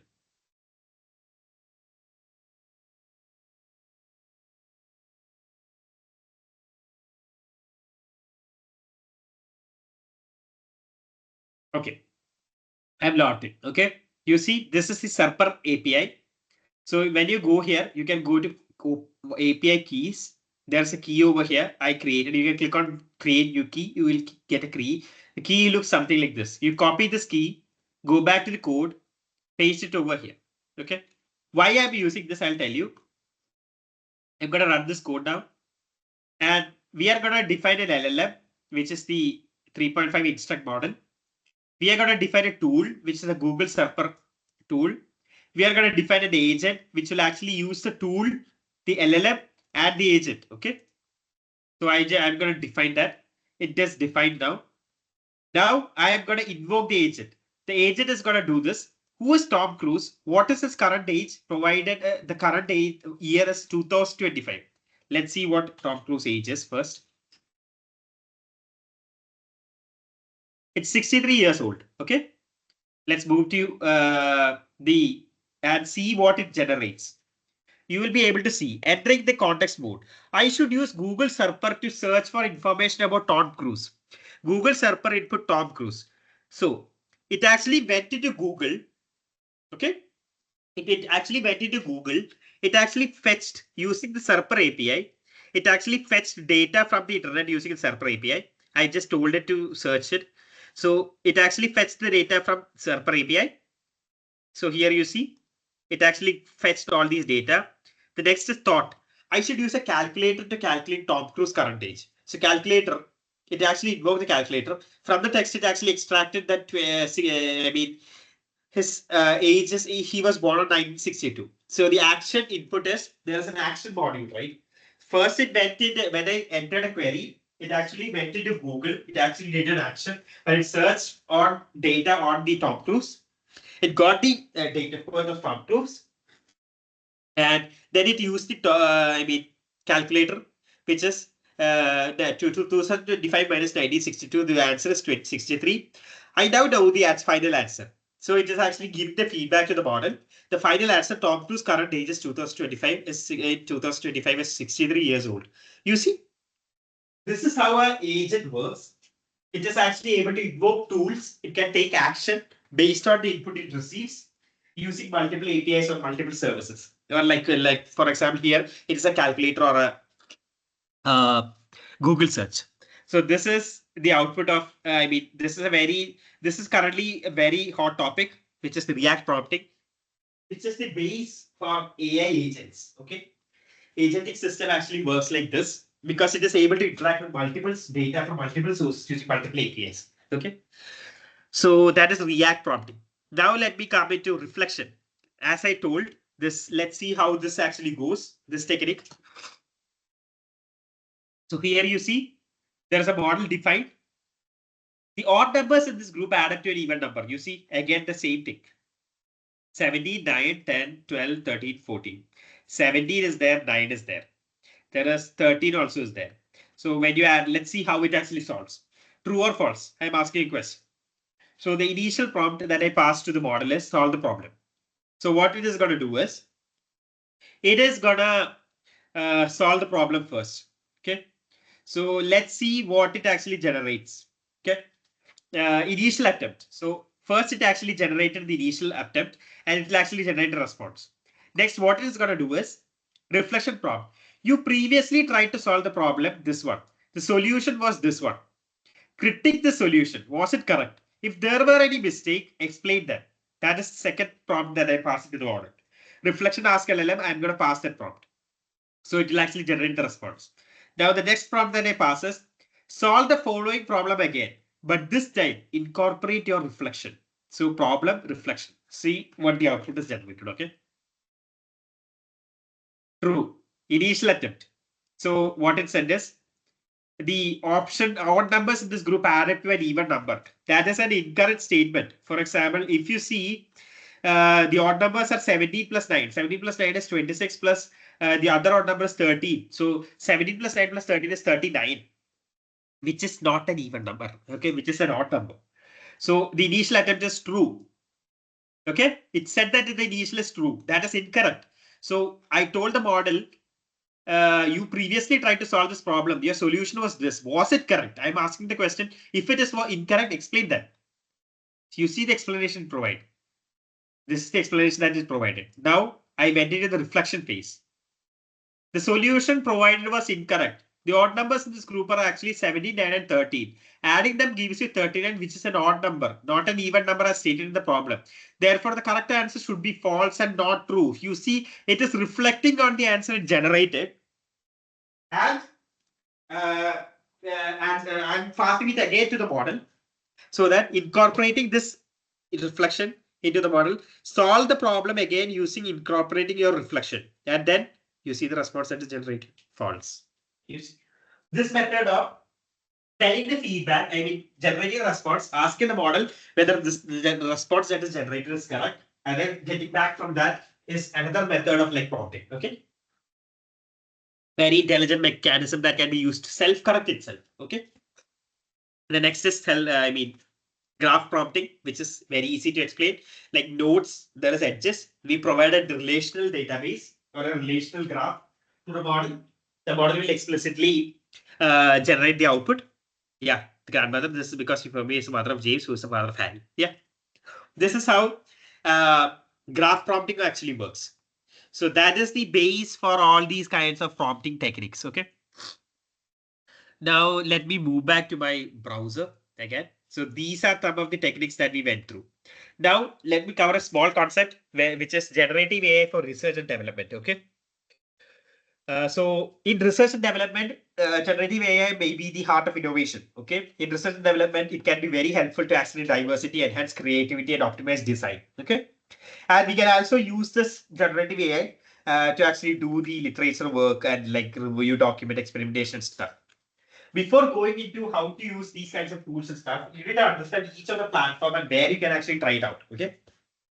So we have the parent companies, we have the products, we have the logos, we have the websites, we have their platform or API documentation and their playground to actually try it out. So these are the common AI chatbots that are available. We have OpenAI, ChatGPT, and you can actually visit chatgpt.com. Even you can visit chat.com, which actually redirects to chatgpt.com. The platform which I showed you earlier, here it is. This is the platform UI, and this is the playground UI. Okay. Similarly, there's Google Gemini. This is a very superb kind of a playground. You can visit this AI studio.google.com. You can actually try to integrate it. So that is another thing which you can do. Similarly, there's Microsoft Copilot, which might be available in Windows laptops now. You can actually visit this to actually interact with it. Then there's Anthropic Claude. This is a very good model for like research. Okay. And we have Llama, which is from Facebook. Similarly, we have Perplexity. They do offer a very good functionality. I mean, I think Airtel users can actually avail pro version of Perplexity for free now. So then there's DeepSeek. DeepSeek, I'll tell you why DeepSeek. DeepSeek is a reasoning model. Most of these ChatGPT models now it can reason, but earlier it cannot reason. For example, here if we ask question, okay, tell me about solve the equation, or let me solve the equation 2x plus 3 2x plus 5 is equal to 15. Okay. See, okay. It has got a think and answer. I have the equation. You see thinking. It is actually providing the thinking thing. Okay. Because this model is actually trained using not just input and output. It's also trained on thinking data, thinking instruction. So you see how it came into this answer. Can you see this? It is actually giving a trace. I have the equation 2x plus 5 is equal to 15. I need to solve for x. This means I need to find out what x is equal to. Just like how a human thinks, this model is actually thinking and saying the answer. So that is a very important concept that we need because anything that a model yesterday, day before yesterday, we had a session on explainable AI.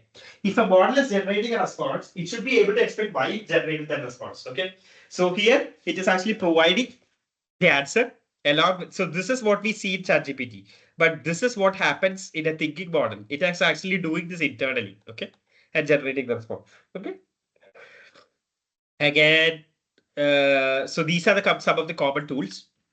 Now the programming tools. You need to visit this. This is Copilot, which is a tool that is available. I think if you have VS Code or something in your local machine, just let me open it and show you something on this method, this machine. You can actually get it for free. There are some limitations now, but if you use Copilot, if you have a code, something like this, you invoke the Copilot by clicking over here. You have an agent mode over here. You can actually tell it to make modifications into the code. So this is another thing that we can actually do. Let me see if I can do this because it might not be available. This is my client laptop. Yeah.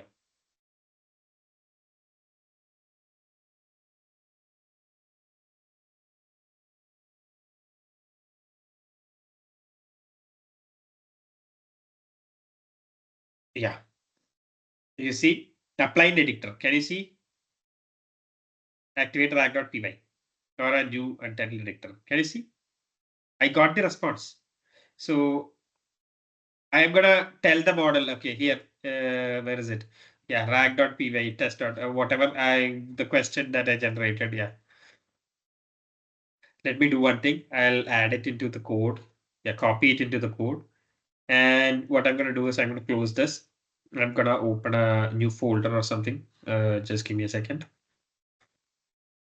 So here, yeah, let's open this folder. Now what I'm gonna do is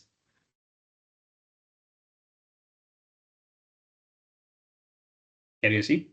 I have a chat model. What I'm going to do is I'm going to create a new file over here. It's a text file.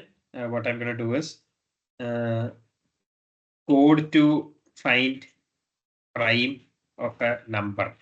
Okay. To check whether a number is prime. Okay. Check whether, I mean, whether a number, I mean, a number is prime.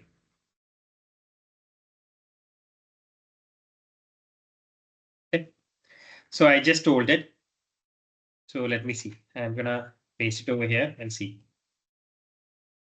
Here is a code. Okay, I need you to apply in the editor. Okay, like there's an insert at cursor, insert a cursor. So you see, I got the code over here. Now I'm gonna say to it, here is the code, right? What I'm gonna do is I'm gonna tell it accept the number using a input from the user. Okay, so here I'm gonna pass that to the model.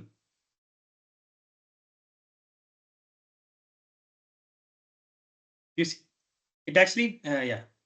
It actually made the modifications, right? You saw the modification that it made into the code. Okay. So that is how this technique actually works. You can actually specify the code now accepts number. So if I tell it to actually make some other modifications, you can actually do something like that too. For example, add a function to find whether the code is palindrome. I mean, whether the number is palindrome. Palindrome. Okay. See what happens.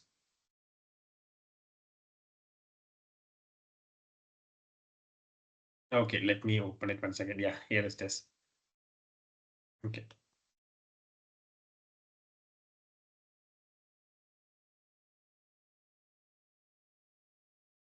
Let's see if it's generated. Yeah, here you see. Here we also have prime number now. Do we want another? Yeah, add another function to check whether the number is odd or even. But I'm just telling it. See,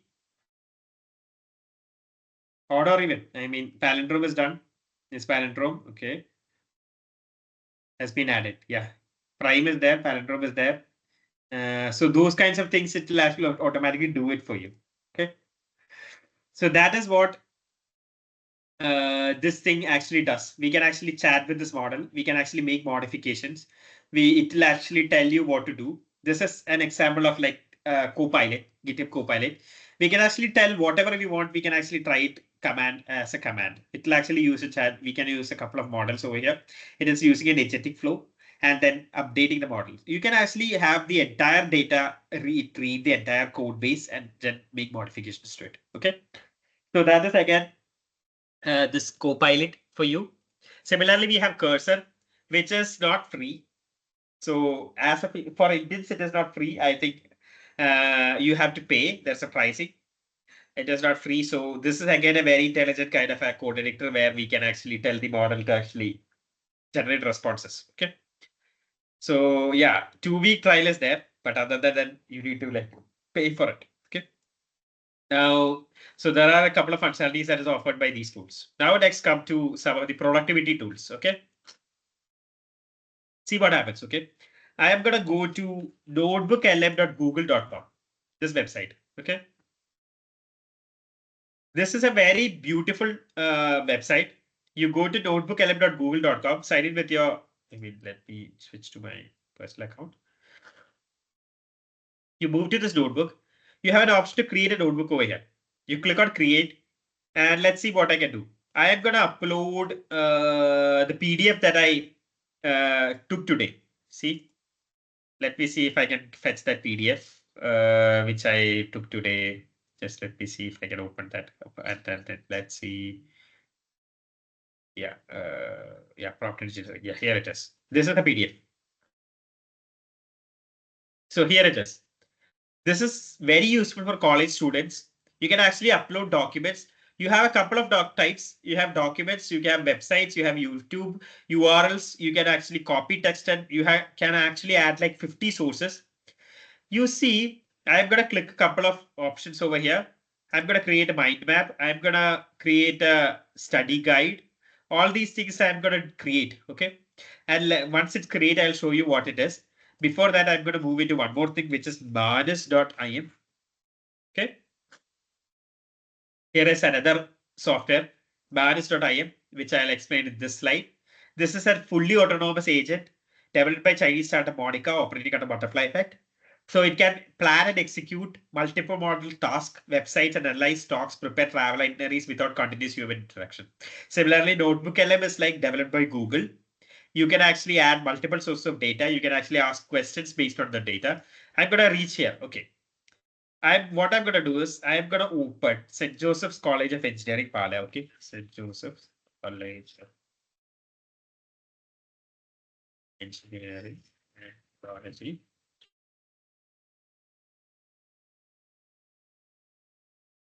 Okay. So here is a website.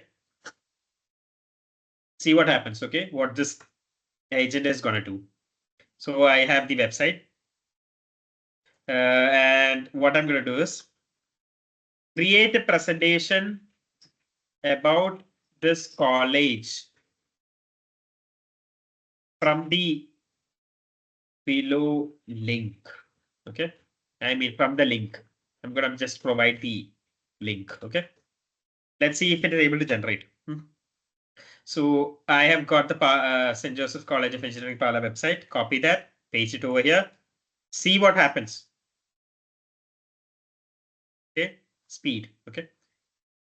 Manas is thinking, I'll create a presentation about the college from the provided link. This will gather information from the website, structuring into presentation format.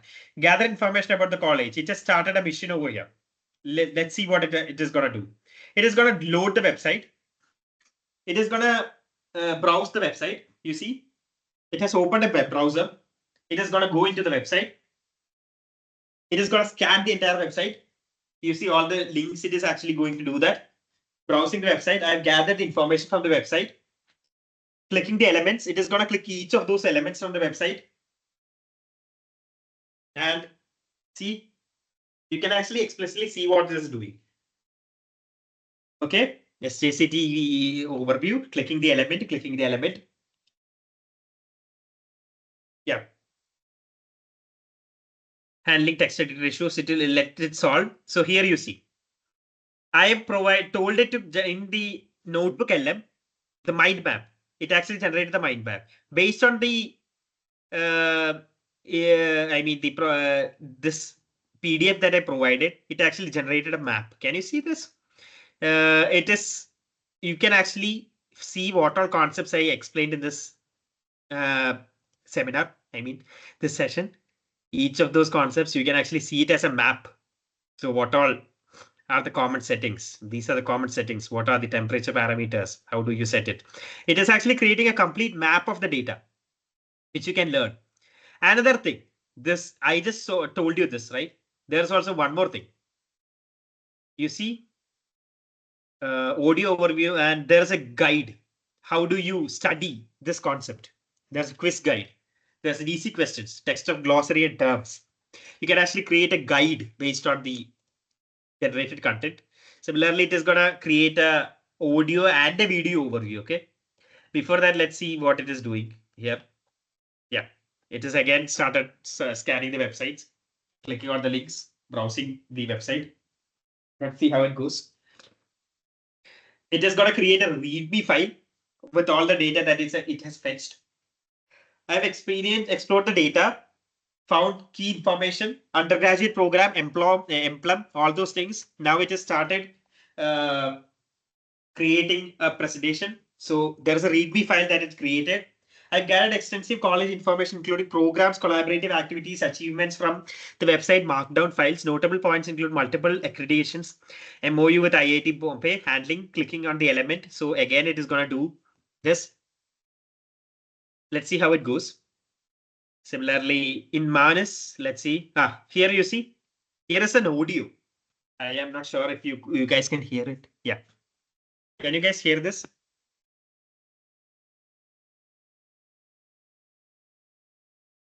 Hello? Just let me do one more thing.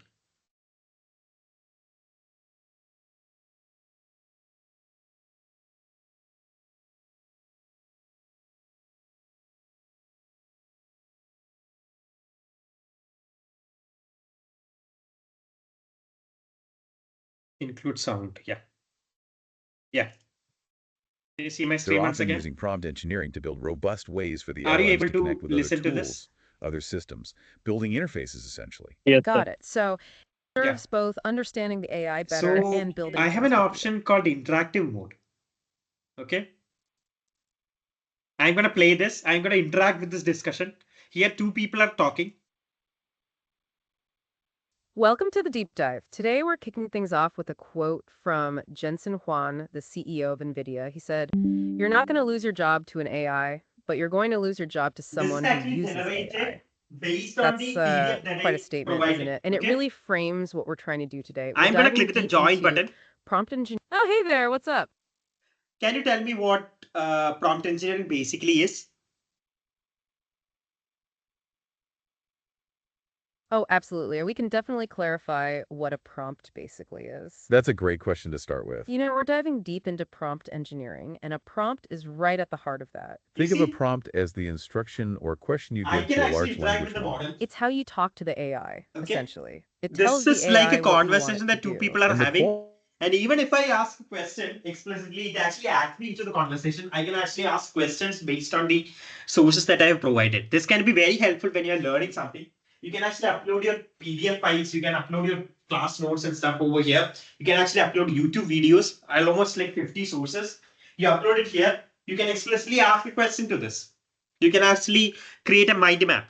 There is a video map actually happening. You can actually generate videos using this data that I provided, but this might take a little bit of time. The audio and all those things, you can actually add notes, you can actually mind map, you can actually ask questions. For example, what is temperature? I'm going to ask the question. You see, from the document, temperature is the hyperparameter that continues the randomness. You can see the sources from where it actually got the information. Cool. Similarly, let's see what Manus is actually doing. So it is still creating a lot of data.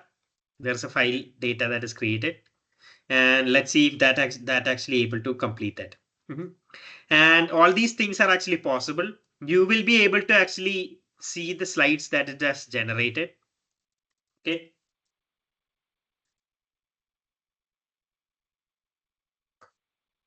So we can actually explicitly see all those files, context, this is a long string, and how it is actually able to.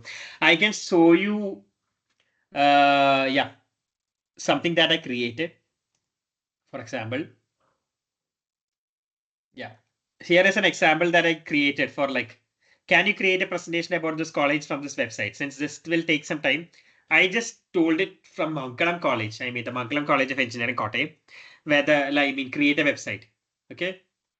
So it actually generated the website for the college. Okay. Based on all the data that is fetched. You see, this is the website that is generated for the college based on the data. You see, I did not explicitly say to do anything, but it actually fetched the entire website, got the data, created this presentation completely out of nowhere. I mean, from the website, all these data, three I's of Mangalam: the accreditation, the key faculties, the collaboration, student support, the programs, the engineering departments, who all heads those departments, the contact information, the job, join Mangalam College. There's an entire website. You see, it actually created this website for me. I did not explicitly say it to generate. Similarly, it is going to create for the Mangalam College too here. So yeah, here it is starting with different processes of handling that issue, and then it will start converting. And yeah, here it has started generating the outline of the college slides outline. Okay. Similarly, we can actually tell it to create presentation. Yeah, here it is. Outline is going to look like this. The introduction to SJCET Pala, vision and model, the achievements and accreditations, the graduate program, postgraduate program, campus life, collaboration and MOUs, campus facilities, entrepreneurial initiatives, contact information, contact details, and information about this. I've collected the information, the images too. Okay. Now let's see, it is going to develop content for each slides with images. Okay. See, the introductory slide, it is going to prepare slide 1. Okay. From SJCET Pala. So the prompt that I provided to this is actually invoking multiple tools. There's a web scraping tool, there's an image fetching tool. All these things it is fetching. Here is a code that is generated. You can actually see the preview of that code over here if you click on preview. And the code, once it generates, you will be able to see how the slide is actually created by this code. It is explicitly writing the content. Can you see? As HTML. I mean, the college is managed by, it got something, Diocesan Technical Education Trust. And yeah, it just started. So you see, the first slide, the second slide, St. Joseph College of Engineering, Technology, Pale, Kerala, vision and mission. That's the second slide. Let's move to the third slide. Vision, it fetched the vision, it fetched the mission. It actually got the image from the website. And yeah, this is how it is able to generate, I mean, response. So it has started with the third slide now, achievements and stuff. So that is gonna get generated because the second is complete. So this is how you can actually use the Manus tool to create presentations. It's not just presentations, you can actually create tasks too. For example, if you create a task, then tell it that every day at 10 o'clock, go to Google, search for the latest news. Okay. Get all those latest news and fetch it into a PDF so that I can read. You can actually tell it to do that. Every day it will do it. Okay. And create a PDF for you. So these kinds of agentic flows, you can actually explicitly say and make it do. Okay. Yeah. So that is a small demo. Maybe I'll share this presentation too once it completes generating. Yeah. I think yeah, let me move back to the slide. And yeah, here I have provided all the platforms that I've used and the steps to actually run this notebook. And here are the concepts of the notebooks and the demos and the websites. Yeah, I think that's it. Thanks.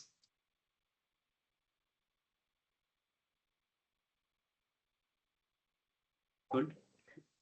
Thank you, Jyotisvi James, for delivering such an insightful session on prompt engineering and LLMs for R&D. Yeah. On behalf of the organizing team, we extend our heartfelt gratitude to Jyotisvi James, machine learning engineer at Tata Consultancy Services, for his valuable session. Thank you once again for being a part of our program. I now invite Dr. Renchit Thomas, coordinator of the Faculty Enablement Program, to deliver the vote of thanks.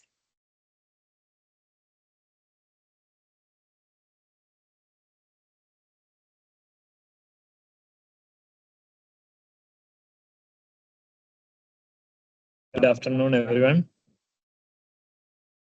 Is it audible? Yes, it is. Good afternoon. It's my privilege and honor to propose the vote of thanks on this validatory day of 5-day online faculty enablement program on natural language processing and explainable AI, faculty immersion in the era of large language models. jointly organized by Department of Artificial Intelligence and Data Science, SJCT Pala, in association with Corporate Relations, Training and Placement, St. Joseph College of Engineering and Technology, Pala, and TCS Kochi. First and foremost, I extend my heartfelt gratitude to our resource persons from TCS Kochi, Ms. Rahila T. ML Engineer, Ms. Surya R. Assistant Consultant, Ms. Nikhila Haridas, Technical Lead, Ms. Jyotis V. James, ML Engineer, Ms. Rita N. Assistant Consultant. Each of you shared your rich expertise and deep insights across diverse areas of NLP, transformer models, large language models, prompt engineering, and responsible AI. Your sessions have truly enlightened us and provide invaluable knowledge that we will carry forward into our teaching and research. A sincere thanks to our conveners, Mr. Rajiv Srinivas, Head Kerala Region Academic Alliance Group, TCS Kochi, and Mr. Vishnu Narayan, Head Kerala Region Talent Development, TCS Kochi, for their vision, constant support, and collaboration in making this program a grand success. I would also like to express gratitude to our coordinators, Mr. Sachin Jose, Head Corporate Relations, Training and Placement, SJCT Pale, and Ms. Resmi Anama George, Assistant Professor, AD, SJCT Pale, for their tireless efforts in planning and executing this event smoothly. A special note of thanks goes to Assistant Professor Nina Joseph and Assistant Professor Mr. Elvin Kurivilla and Mr. Don Sabu and one more, Mr. Adarshi Devi, for their behind the screen supports and dedicated efforts, which contributed greatly to the smooth conduct of this program. Your contribution has been invaluable and deserves special appreciation. My heartfelt appreciation also goes to our beloved participants, faculty members, and research scholars from AICT approved institutions across the country.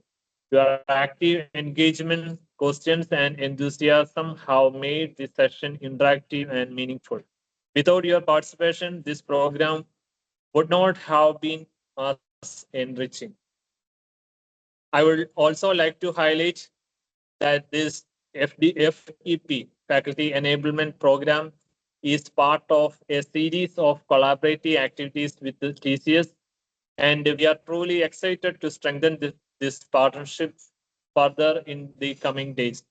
We look forward to more such engagements, which will undoubtedly benefit our faculties, students, and the academic community at large.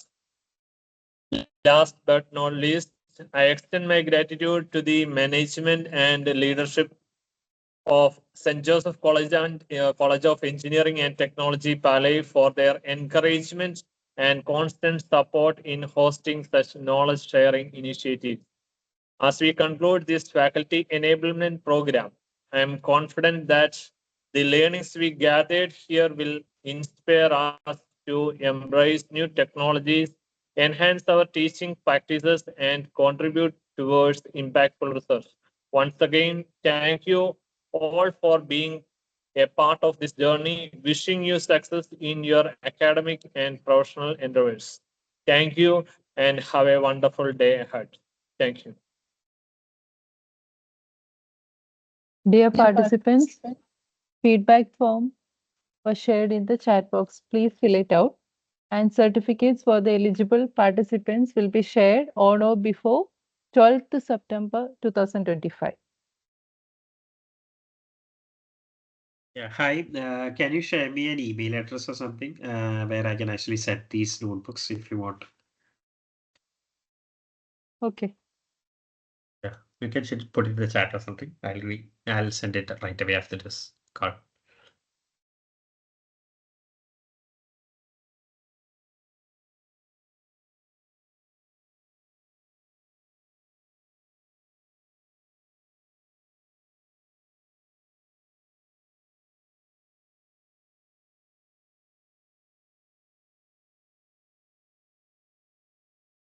Dear participants, if you have any queries, Yeah. please If ask. you have, yeah, if you have any queries or like suggestions or something, feel free to ask. The presentation, yeah, let me show you something. So, one more thing. Yeah.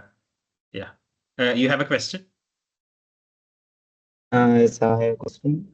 Yeah, definitely. India has abundant talent and hosts several global software like MNCs.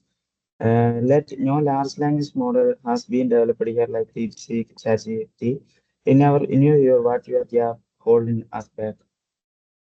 Sorry. Can you repeat the question once again? The India have a Hello? hosted several global software. India have hosted several global software MNCs. But Yeah. no large language model has been developed in here, like ChatGPT, Gemini, Meta. In your view, what are the gap holding us back? You mean we have not developed any kind of large language?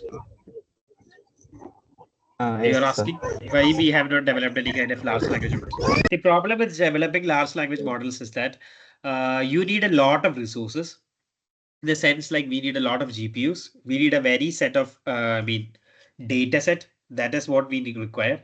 So what we typically do is we take a model that is already developed. We fine tune the model. And there are a couple of models that are available explicitly trained on the data that is available. For example, if you visit just yeah. I'm not sure if you can see my I'll share my screen and show you once again what I'm gonna say over here. See, there is a website called Bharat GPT. You can actually see this. This is actually a AI chatbot that is developed for India using like with support for over 12 plus Indian languages. So here there are a lot of functionalities. There are agentic workflow available. You can actually get started for free on this coreover.ai and then use that models. So this is specifically designed for Bharat. I mean by Indians. Okay. So it's not like we have not developed any kind of LLM models. It is not mainstream. That's it. Because it's more localized. Because most of the language that we use, it's English based. So, but there is advantages of using regional models. For example, Bharat GPT and all. It offers more cultural and like our region specific functionalities. So more data on those. So that is why we do have models which are explicitly developed.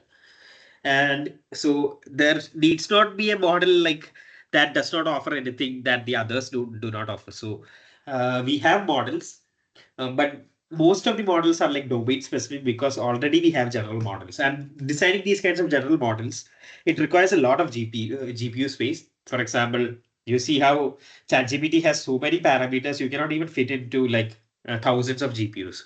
So that is the amount of data that you require. That is the amount of infrastructure that you require. And designing such a big model is a big thing. And you need to have a varied sources of content. You need to get all those content from like these US companies again. So it will be very difficult for India to handle those kinds of information. So what we can do is we can actually create models based on the data that is already available to us. Okay.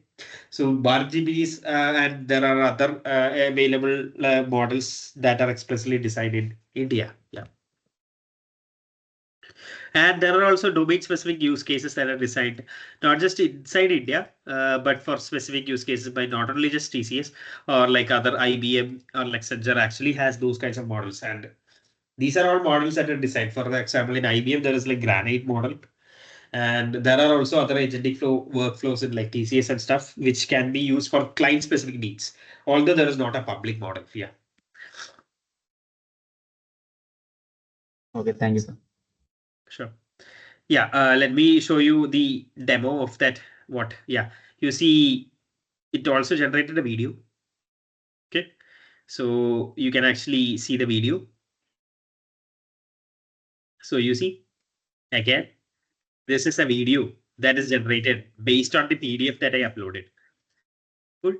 So you can actually generate.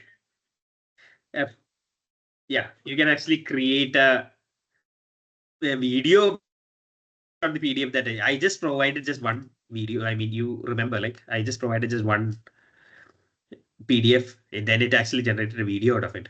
Similarly, Manus has generated the entire college website. I mean, college PDF. So here it is, San Joseph College of Engineering, Vision and Mission. This is completely generated out by the agent. It has got all those information. There might be information that is incorrect, but it is based on the website that is provided. But yeah, you see ISO certification and the 10th ranking and stuff. Then the undergraduate programs, the distribution, I mean, duration, 8 semesters, postgraduate programs that are offered. And then the campus life, it got those information. The collaboration MOUs, here it is. Campus GitHub, Campus Red Hat UiPath, ASAP, Kerala Startup Mission, IIT Bombay, Madras. Yeah, similarly, campus facilities, the rating and stuff. I don't know. Yeah, it got that from the website too. Then entrepreneurial initiatives and the contact information. Can you see all these informations? It actually fetched from the website. It created this presentation completely out of it. I can actually tell them presentation to add specific things. I can add.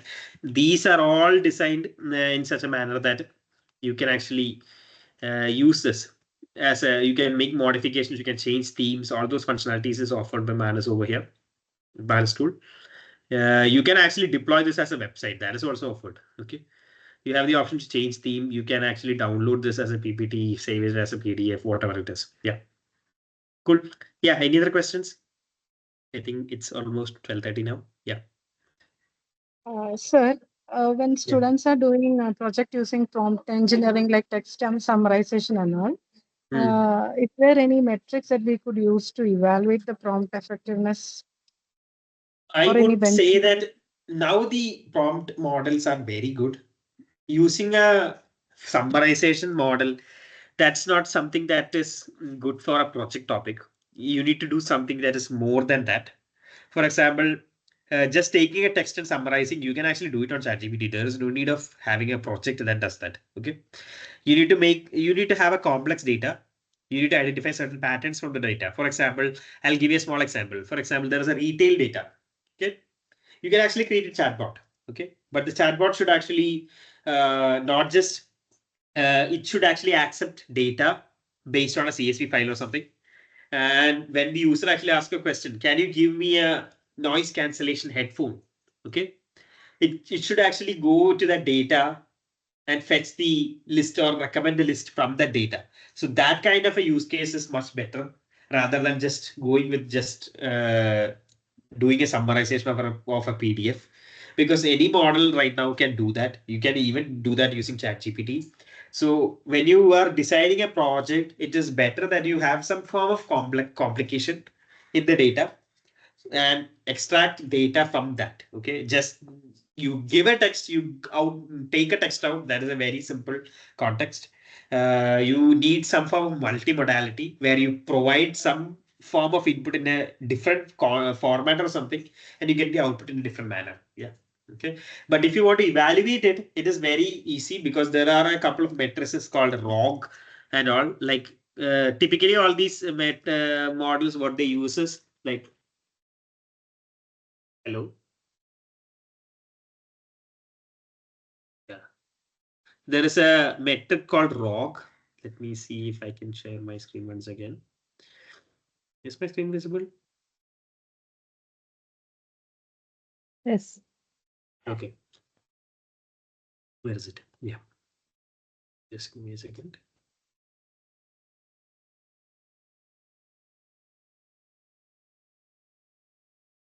Yeah, cool. Oh, share desktop. Yeah. Let me see. Let me see. There are a couple of evaluation metrics called ROG score. Yeah, Blue and ROG. These are scores that are actually used for like evaluating the responses generated by an NLP model.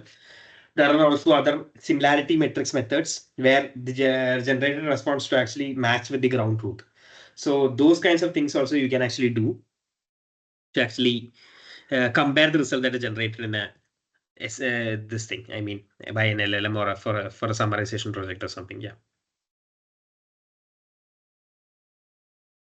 Cool. Any other questions?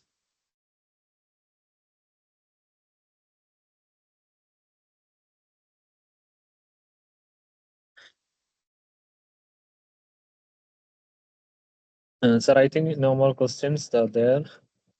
Yeah. Thank you for your nice interaction. Mhm. Sure. Thank you. Thanks, everyone. Bye. Thank you. Thank you.